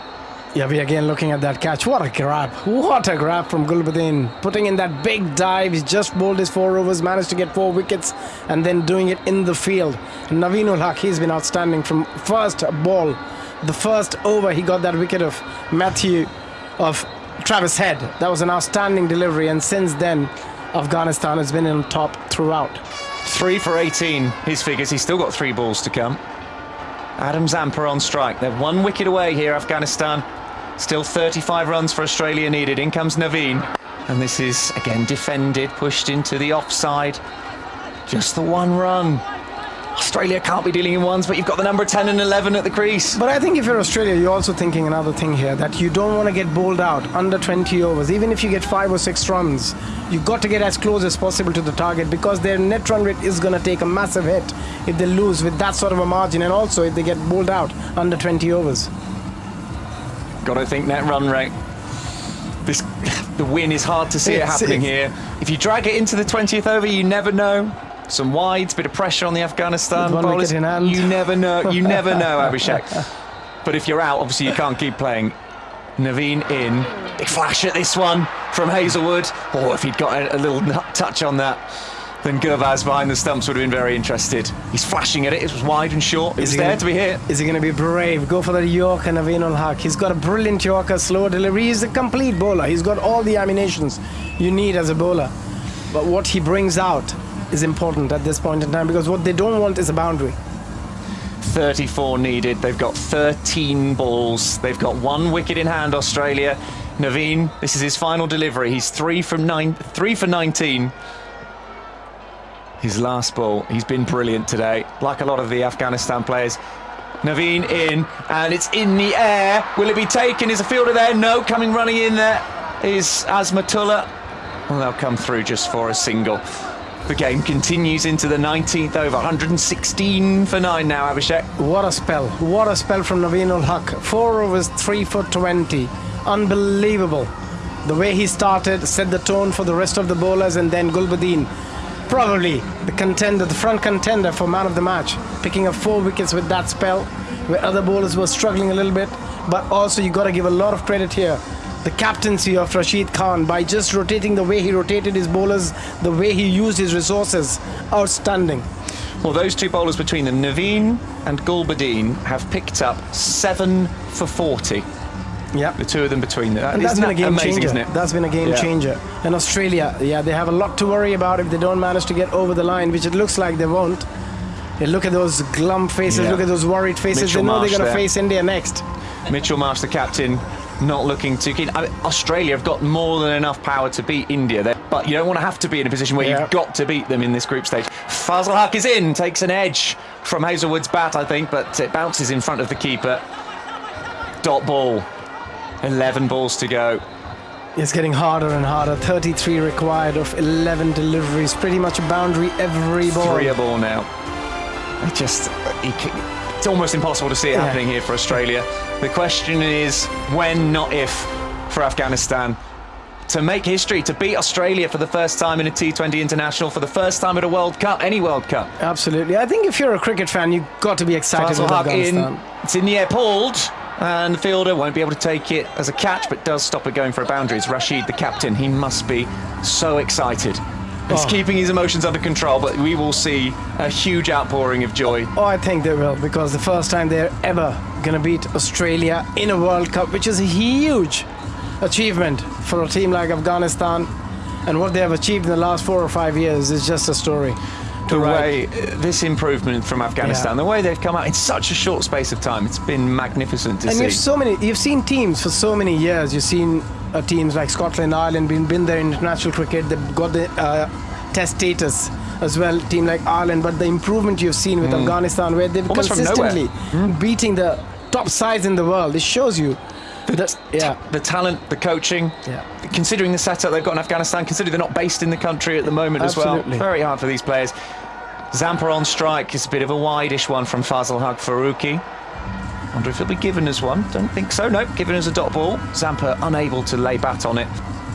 And there is no run added, so now 9 balls to go. Rashid just saying, calm, everyone. Everyone calm, we've got this. Let's not make any silly mistakes. I think that's where he's been so good, to keep everyone on check. And I think more than him has been Jonathan Trott, who's brought that calmness to the side, also given individuals their role, which they are very clear about. He's been so experienced, Rashid Khan, around the world. Fazalhaq in the air. Is it going to be taken? No, it's going to run away for 4, actually. Well played by Zampa, who spotted the field was in through third area, just plays it over the field and runs away for 4. 121 for 9. There was a pace on delivery. Was a lot of room outside the off-stump, sort of a free hit with the third end point inside the 30-yard circle. Still, Rashid Khan just saying, calm down, it's absolutely fine. They will get a boundary or 2 here and there. Still, 28 required of just 8 deliveries. Well, if we're seeing an Australia win here, we're seeing something quite incredible in the next 8 balls. So we'll be talking about this one for years. Should Australia come through and win it, we'll still be talking about it for years the other way around, to be honest. Fazalhaq in, this is in the air, as pulled sort of gently, half-heartedly by Zampa, and they'll come through for a single.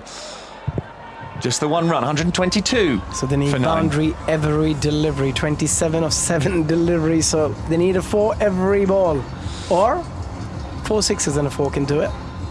Naveen gives a hug to the bowling coach, to Bravo, who must be so pleased as well. This has been an incredible effort from Afghanistan from the start, from the very first, the opening partnership we saw between Gurbaz and Ibrahim Zadran. Here comes Fazalhaq in and pushed into the leg side. They'll think about 2, actually. Fielder was spread over there. They are going to run 2. Throw is good. Is it not good enough to Gurbaz?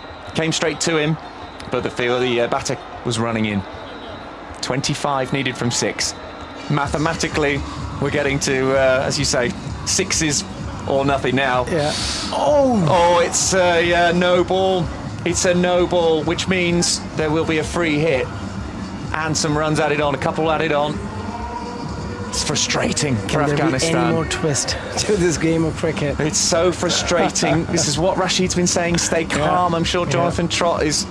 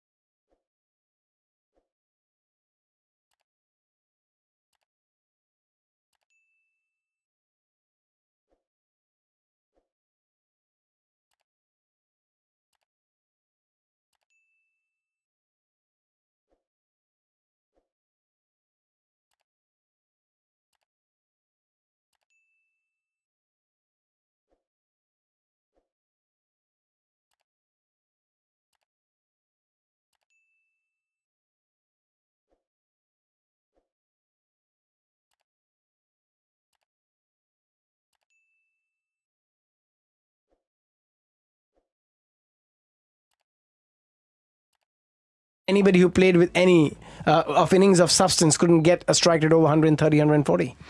So, player of the match then, I think we've spoken a bit about this. It's got to be Gulbadin.